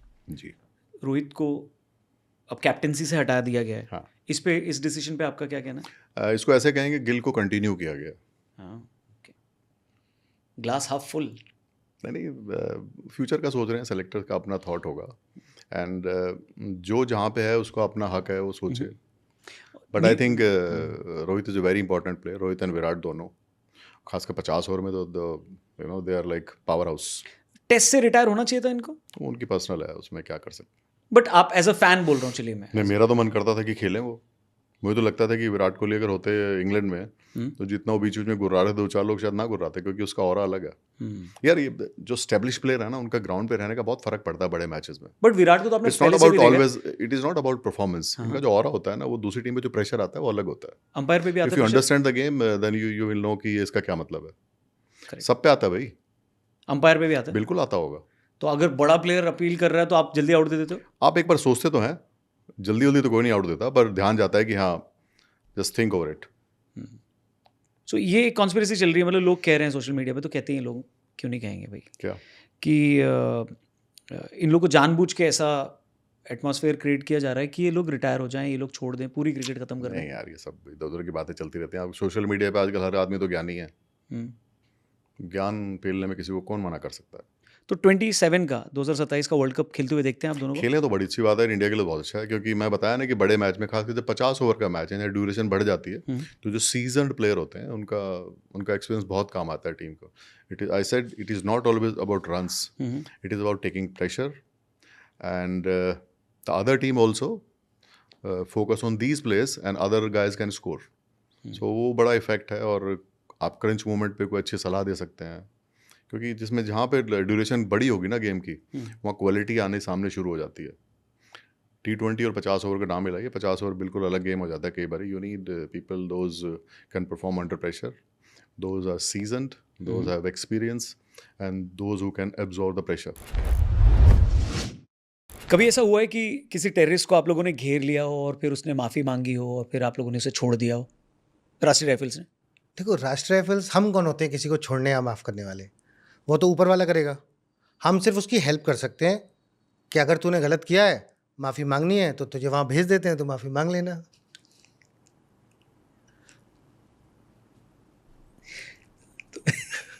सो भगवान के पास भेज दो, भगवान माफ़ करेगा? नहीं, वो भगवान के पास नहीं जाते वो। अच्छा ठीक है, ठीक है। सुशांत सिंह राजपूत का केस अभी भी डिस्कस होता है। आपने शुरू से ही इसको फॉलो किया होगा। उस टाइम जो मीडिया का नैरेटिव था और अब जो सीबीआई ने क्लोजर रिपोर्ट फाइल की है, बहुत बड़ा अंतर है। कैसे समराइज करेंगे, क्या बताएंगे इसमें? नैरेटिव में कम से कम पर्सनली मेरे से अगर मेरी बात करें तो मेरे लिए कोई अंतर नहीं था। मुझे पहले दिन से पता था कि सीबीआई की रिपोर्ट क्या आएगी, और 48 घंटे के अंदर पता था कि ये केस क्या है। बट ये वो केस था जिसने खुद मीडिया को 2 हिस्सों में बांट दिया था। एक हिस्सा वो था जो इसे मर्डर कह रहा था, एक हिस्सा वो था जो इसको सुसाइड कह रहा था। जितने क्राइम रिपोर्टर थे 48 घंटे के अंदर वो सब इस नतीजे पर थे कि एक सिंपल सुसाइड का केस। लेकिन जितने अलग अलग चैनल, अलग अलग शोज़, अलग अलग एंकर, उनका ये था कि ये मर्डर केस है। अब क्यों था मुझे मालूम नहीं, क्योंकि उस वक्त 2-2 साल पुरानी बातें याद की जा रही थी, तस्वीरें, वीडियो, सीसीटीवी दिखाया जाता है कि देखो सुशांत सिंह राजपूत 2 साल पहले हंस रहा था। एक 2 साल पहले हंसता हुआ आदमी कैसे सुसाइड कर सकता है? अब उन्हें क्या समझाओ कि सुसाइड करने वाला 5 मिनट में उसकी अपनी पूरी सोच बदल सकती है, और एक टेंडेंसी होती है जिसके अंदर सुसाइड करने का होता है। और ये तो सुशांत सिंह राजपूत की मदर में भी था कि वो जो एक है ना, क्या कहते हैं उसको, जो डिप्रेशन की बीमारी थी। तो बहुत सारे इसमें सवाल उठे कि सुशांत सिंह राजपूत ने जिस तरीके से गले में फंदा लगाया, वो फेब इंडिया का एक कुर्ता था। फेब इंडिया का कुर्ता बहुत बारीक होता है, एक 80 किलो का शख्स जिसकी वज़न हो, वो पंखे से झूल कैसे सकता है? एक उठा कि जब वो झूल रहा था तो सुशांत सिंह राजपूत के पैर बेड से टच कर रहे थे, तो फिर ये हैंगिंग कैसे हो सकती है? ऐसी बहुत सारी थ्योरी आई, लेकिन ये वही है जिनकी आधी जानकारी खतरनाक होती है। जितने एक्सपर्ट हैं, जो फॉरेंसिक के हैं, जिन्होंने 700, 800 सुसाइड केस को कवर किया है, उन सबको मैं जानता हूँ, उन सबसे बात किया था। और शुरू से ही उन्होंने कहा था कि फेब इंडिया का कुर्ता तो फिर भी, आप अगर एक कुर्ता पतला हो सकता है, लेकिन जब आप कुर्ते को घुमाते हैं, गांठ बांधते हैं, तो पजामे का एक नाड़ा भी बहुत इतना मजबूत होता है कि 80 किलो के वेट को संभाल सकता है। पजामे के नाड़े से लोगों ने सुसाइड किया, हैंगिंग से। बेड में अगर पैर टच कर रहा है तो उन्होंने कहा लोगों ने बैठ के सुसाइड किया, लोगों ने लेट के सुसाइड किया। तो उसमें जनरली अब ये होता, फिल्मों में दिखाते हैं पंखे से गले में फंदा लगाया, एक कुर्सी रखी, कुर्सी को लात मारा और झूल गया। तो ये सब फिल्मी और ये सारी चीज़ें हैं। एक आदमी की हैंगिंग में डेथ कैसे होती है? सिंपल सी चीज़ है कि एक गले में गांठ होती है, और उस गांठ में ये होता है कि एक यहाँ पे वेन होता है कोई हमारा ख़ास, जो नर्व सिस्टम को दबा देता है। जैसे ही दबता है तो हमारा ब्रेन काम करना बंद कर देता है, और हमारी पूरी बॉडी ब्रेन के इशारे पे काम करती है। अगर मेरा हाथ इस वक्त ये उठ रहा है तो ब्रेन यहाँ से मुझे डायरेक्ट कर रहा है, इशारा दे रहा है, मैं उठा रहा हूँ। लेकिन वो नर्व सिस्टम ऐसा है कि अगर वो दब गया ज़ोर से, तो फिर ब्रेन ने काम करना बंद कर दिया। अब मेरा दिमाग कह रहा है कि यार मैं नहीं मरूंगा, फंदा खोल लेता हूँ, लेकिन वो डायरेक्शन मेरे हाथ तक तो जा ही नहीं रहा, क्योंकि ब्रेन ने काम करना बंद कर दिया उस सिस्टम की वजह से। तो गांठ जहाँ पे गहरा फंसा, उसके बाद काम करना बंद। तो सेम ये होता है कि आप लेट के भी, बैठ के भी। जेल में कई कैदियों ने टॉयलेट के अंदर, वो जो आपने ट्रेन में भी देखा होगा ना, जब आप ट्रेन में जाते हैं तो जग को चेन से बांध के रखते हैं कि वो चुरा ना ले। तो जेल में भी ऐसा होता है कि वो ले ना जाए, ताकि वो स्टील का होता है, उसको काट के हथियार ना बना ले। तो बैठे बैठे उस चेन को गले में डाल के भी सुसाइड कर लिया। बैठे बैठे वो जो विंडो इसके जस्ट सर के पास है, विंडो की जाली में उन्होंने वो लगाया और बैठ के सुसाइड कर लिया। क्यों? बस थोड़ा सा एक प्रेशर डालना होता है उस नर्व सिस्टम पे, उसके बाद काम खत्म। तो ये थ्योरी नहीं है, बैठ के लेट के आप हर एंगल से कर सकते हैं। तब सुशांत सिंह राजपूत का पैर टच कर रहा था, फेब इंडिया का कुर्ता था, खुश था, चांद पे ज़मीन ली थी, ऐसा आदमी कैसे, और फिल्मों में भी कामयाब था, सब कुछ था। ये सारी चीज़ें पहले दिन से ही क्लियर थी कि क्या है। और अभी जो लास्ट ईयर, मतलब अभी हाल में, बल्कि सीबीआई ने आखिरकार 4 साल के बाद, अब तो अभी इसी लास्ट 14 जून को 5 साल हो गए सुशांत की डेथ को, सीबीआई ने वही क्लोजर रिपोर्ट दिया कि हमें कोई सबूत नहीं मिला और ये एक सुसाइड का केस है। तो मर्डर की थ्योरी कहाँ गई? और ये गलती सीबीआई की है। सीबीआई ने 2020, मुझे याद है, अगस्त के महीने में मुंबई पहुंची थी, जून में ये डेथ हुई थी, क्योंकि जुलाई एंड में शायद फादर ने पटना में एफआईआर दर्ज कराया था सुशांत के। तो अगस्त 2020 से लेके उनको 4 साल लग गए ये बताने के लिए कि क्लोजर रिपोर्ट है।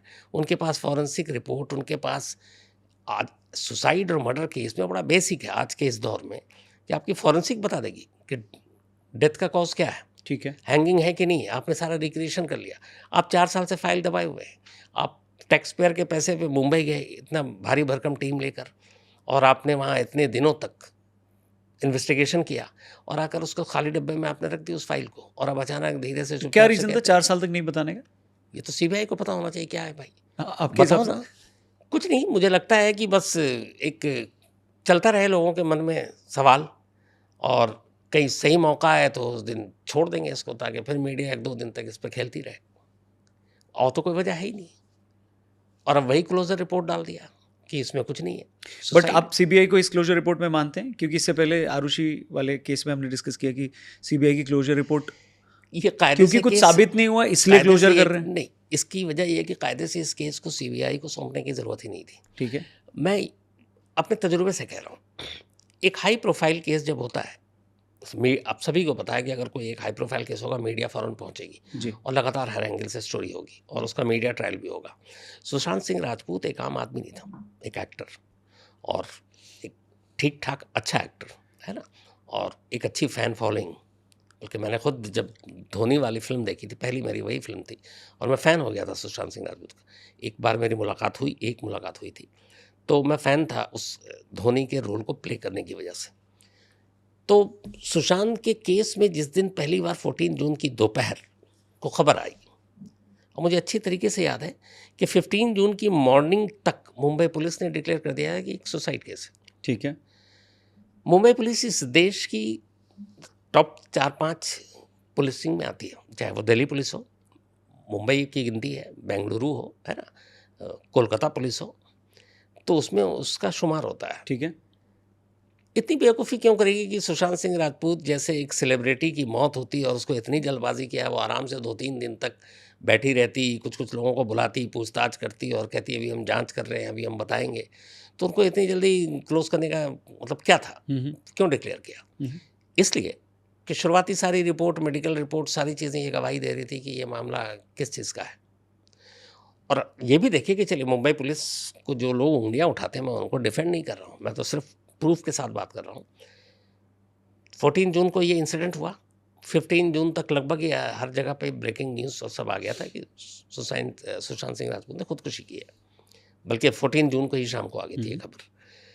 अब उसके बाद 16-17 के बाद ये स्टोरी लगभग गायब हो जाती है, क्योंकि एक केस था और ये भी हुआ कि सुसाइड किया है, उसका तो गायब। 36 दिन के बाद अचानक ये केस दोबारा तब जिंदा होता है जब पटना में सुशांत सिंह राजपूत के पिता पटना की पुलिस स्टेशन में एक FIR लिखाते हैं।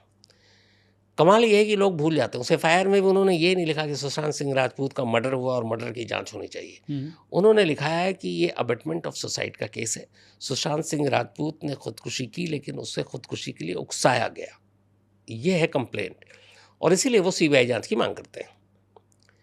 तो उन्होंने भी मर्डर का तो कहीं जिक्र किया नहीं। ठीक है। अब उसके बाद ये केस दोबारा जिंदा होता है, फिर तो बिहार सरकार CBI जांच कर ऑर्डर देती है, उधर बिहार पुलिस की एक टीम मुंबई पहुंचती है, कोरोना था, मुंबई पुलिस उसको रोक देती है और हंगामा होता है। फिर बिहार पुलिस की टीम को जनरल सुलह के सुशांत के घर पहुंच जाती है। उसके बाद तो फिर जो शुरू होता है तमाशा, शायद हाल के वक्त में इस केस से ज़्यादा तमाशा मीडिया में और किसी और केस में नहीं हुआ।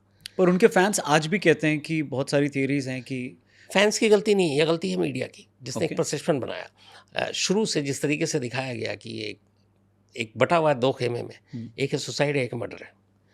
तो जिस तरीके से जितने एंगल से हो सकता था मर्डर मर्डर मर्डर, अब लोगों की गलती ये नहीं है, लोगों को ये होता है कि जो कहानी आप सुनाते हैं और बार बार सुनाते हैं तो उन्हें लगता है यही सच है, और जब आप उस कहानी का दूसरा पहलू अचानक ले आते हैं कि नहीं वो जो हमने पहले सुनाया वो गलत है, ये सही है, तो वो मानने को तैयार नहीं है। तो फिर तो ये कहते हैं कि पुलिस CBI की तरह ये मीडिया वाले भी बिक गए हैं, झूठ बोल रहे हैं। तो यही सुशांत सिंह राजपूत के केस में हुआ, क्योंकि शुरू से ही अलग अलग एंगल से मर्डर मर्डर मर्डर की बातें की गई। तो अब उस क्लोजर रिपोर्ट में भी कोई मानने को तैयार नहीं है। सो दिशा सालियान की जो मृत्यु हुई थी उसको भी इससे जोड़कर देखा जा रहा है। उस वक्त बताया तो नहीं, जैसे आरुषि केस में था, इसमें सारी कहानी है। दिशा सालियान क्या उसके साथ जोड़ा गया, एक्स मैनेजर थी, दिशा सालियान की भी मौत सस्पिशियस थी। बट ये फिर लोग भूल जाते हैं कि दिशा सालियान की फैमिली ने उस वक्त मीडिया के लोग गए थे और ये कहा था हाथ जोड़कर कि प्लीज़ हमें बख्श दीजिए, हम कोई रिपोर्ट नहीं लिखा रहे, मेरी बेटी ने सुसाइड किया है।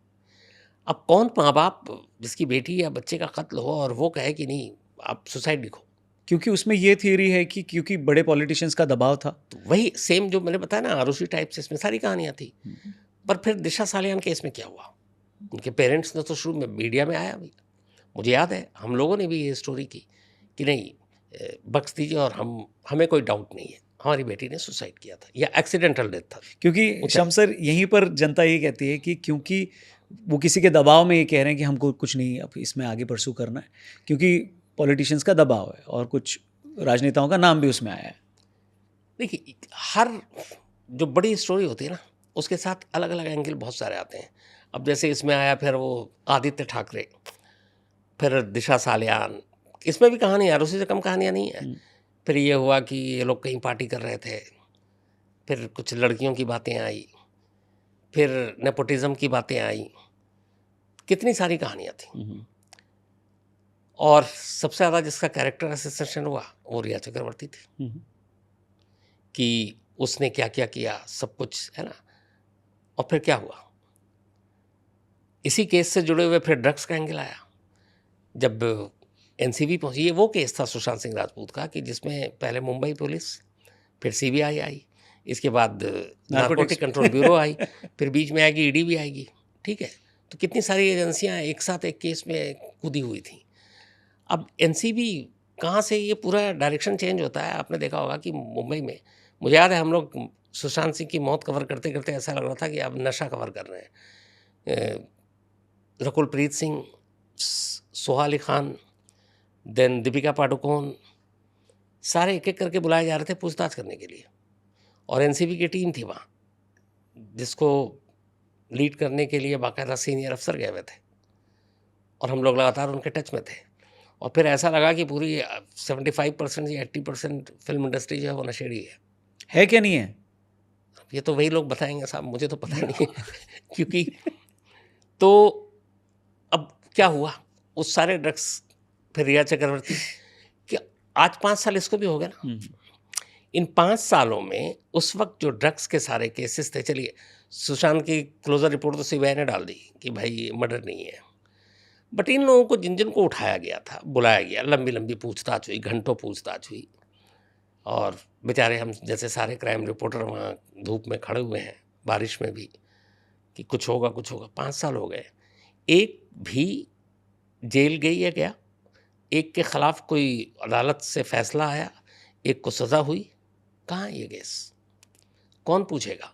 और ये जो सीबीआई एनसीबी की टीम सब जो ट्रैवल करती है, जाती है फ्लाइट से, होटलों में रहते हैं, इनको पैसे कहाँ से मिलते हैं?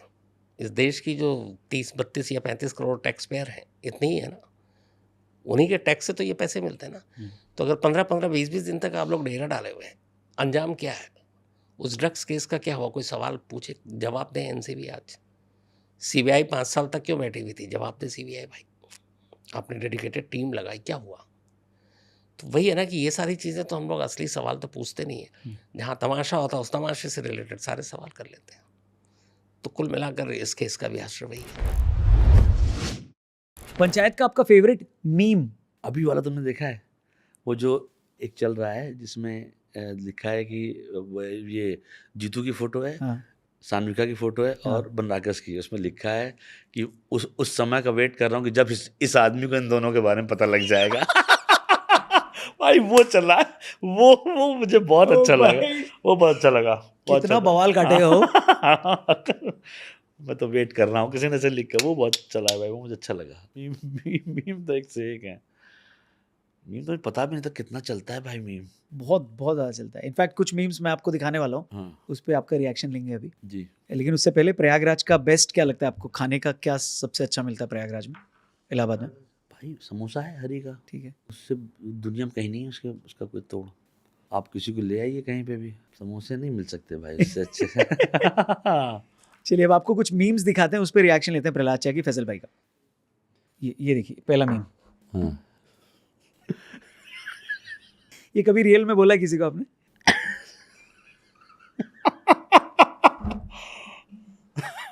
है बंदूक वगैरह है आपके पास, गन वगैरह? नहीं ऐसे ही मजाक, जरूरत नहीं पड़ी। हाँ। नेक्स्ट देखते हैं। चीज ससुर भाई ये इसका क्या था कि जिस दिन ये बोल रहे थे ना ये, हाँ तो मेरा तो सीरियस रोल था, मैं तो बांस लेके दौड़ा रहा था उसे। हाँ। ये बोल दिए, मैं हंसी आ गई मुझे जोर से। अब डॉक्टर आ कहने लगा, अरे तुम तो सीरियस रहो, तुम्हारा बच्चा मरा है, इससे कहाँ हंस रहे हो? मैंने कहा इनको बोलो छी ससुर बोलना बंद करें। और फिर से रिटेट हुआ, फिर बोला छी। तो क्या था एकदम। तो रघुवीर जी का ये इम्प्रोवाइजेशन था या ये लिखा भी था स्क्रिप्ट में? इम्प्रोवाइज किया वो आप कहा सीजन 1 से चालू है उनका। हाँ तो अब तो एक दिन बोला कि भाई इसको बोलना ज़्यादा शुरू कर दीजिए आप। दिया हुआ था उसे वो। अच्छा। हाँ जो बोला ये भाई, इतने हंसे हम लोग इस पे उस दिन। और एकदम ही वो उस साइड का ईस्टर्न यूपी का ये वर्ड नेक्स्ट लेते हैं। ये सबसे भयंकर चीज़ है। ये जब हो रहा था हाँ। और जब ये फैला, हाँ इसके बारे में पता ही नहीं था, देख रहा है विनोद। ये ऐसा हो गया है भाई कि हर एक आदमी इसके बारे में बात कर रहा है। सही बात है। देख रहा है विनोद, भाई नेता लोग एक दूसरे को छेड़ते रहते हैं, देख रहा है विनोद ये आदमी क्या कर रहा है। ऐसा ऐसा है ये, क्या बात है ये। दोनों आदमी निकल जाती है ना कभी कोई चीज हाँ, जबान से, तो हाँ, कहाँ जाएगी समझ कहाँ नहीं जाए आती। पता ही नहीं। नेक्स्ट यहीं आ गए विनोद। यहीं आ गए हम हक के क्रांति करने। नेक्स्ट ये सब माँ बाप की सेवा ही है। ये फैमिली ग्रुप में आया हमारे। हाँ, ये सब भी माँ बाप की सेवा है। नेक्स्ट गजब खराब है। ये भी अच्छे ये हैं। अलग कैरेक्टर्स लाए थे। अलग भाई, बेहतरीन है ये लोग, गजब खराब बेचता है यार। नेक्स्ट गो कबूतर गो, ये भाई ये पंकज भाई को देना चाहिए, गो कबूतर गो।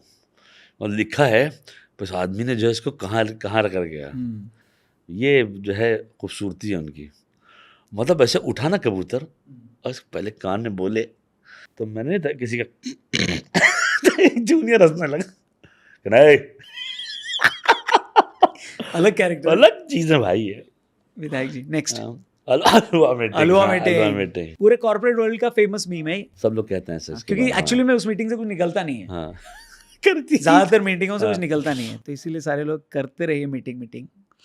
हाँ ये सारी लाइनें बहुत ही अरे हाँ। इसने सडनली लोगों को, मतलब पंचायत कहते हैं ना जो हिट कर जाती दिल पे, तब तक तो सब मजे मजे में चल रहा था। चंदन बट जी का कमाल है ये, जो देने वाला ये ये इस पे बैठक हुई होगी कि आप लोगों की कि इसको एक अभी इमोशनल जोन में ले नहीं जाना है या ले जाना चाहिए, या ये फुल आगे राइटर जाके। पे नहीं, ये वाला जो आपके बेटे की शहादत होती है, हाँ। ये एक ऐसा जोन था जहाँ पे कुछ भी गड़बड़ भी हो सकती और थी। क्या बहस हुई है इसकी। मैं तो तैयार नहीं था। मुझे लगता है कि उन लोग, मैंने कहा कि एक नॉर्मल सा शो चल रहा है, हाँ। इतनी बड़ी चीज़ करा रहे हो, अगर वो सही से नहीं हुआ तो जाएंगे फिर।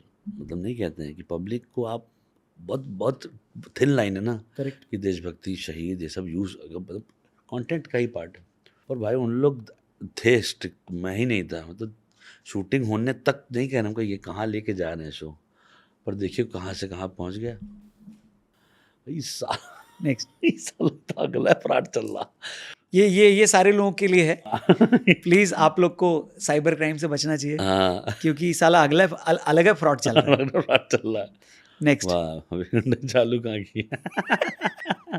तो इसमें वेट बढ़ाने को बोला था क्या आपको? नहीं, वो किया था मैंने, क्योंकि वो बाल छोटा ना भाई। हाँ। तो क्या कर, थोड़ा सा जो अभी रहता है कैमरे तो उस टाइम पे रहता तो कर लेता हूँ। प्लस ये वो वाला वर्जन था जब आप टेंशन में हो और आपने पीना शुरू कर दिया है, हाँ। कैरेक्टर वैसा है ना। वैसा इसलिए था। नेक्स्ट, एक चाय और बोला चाय।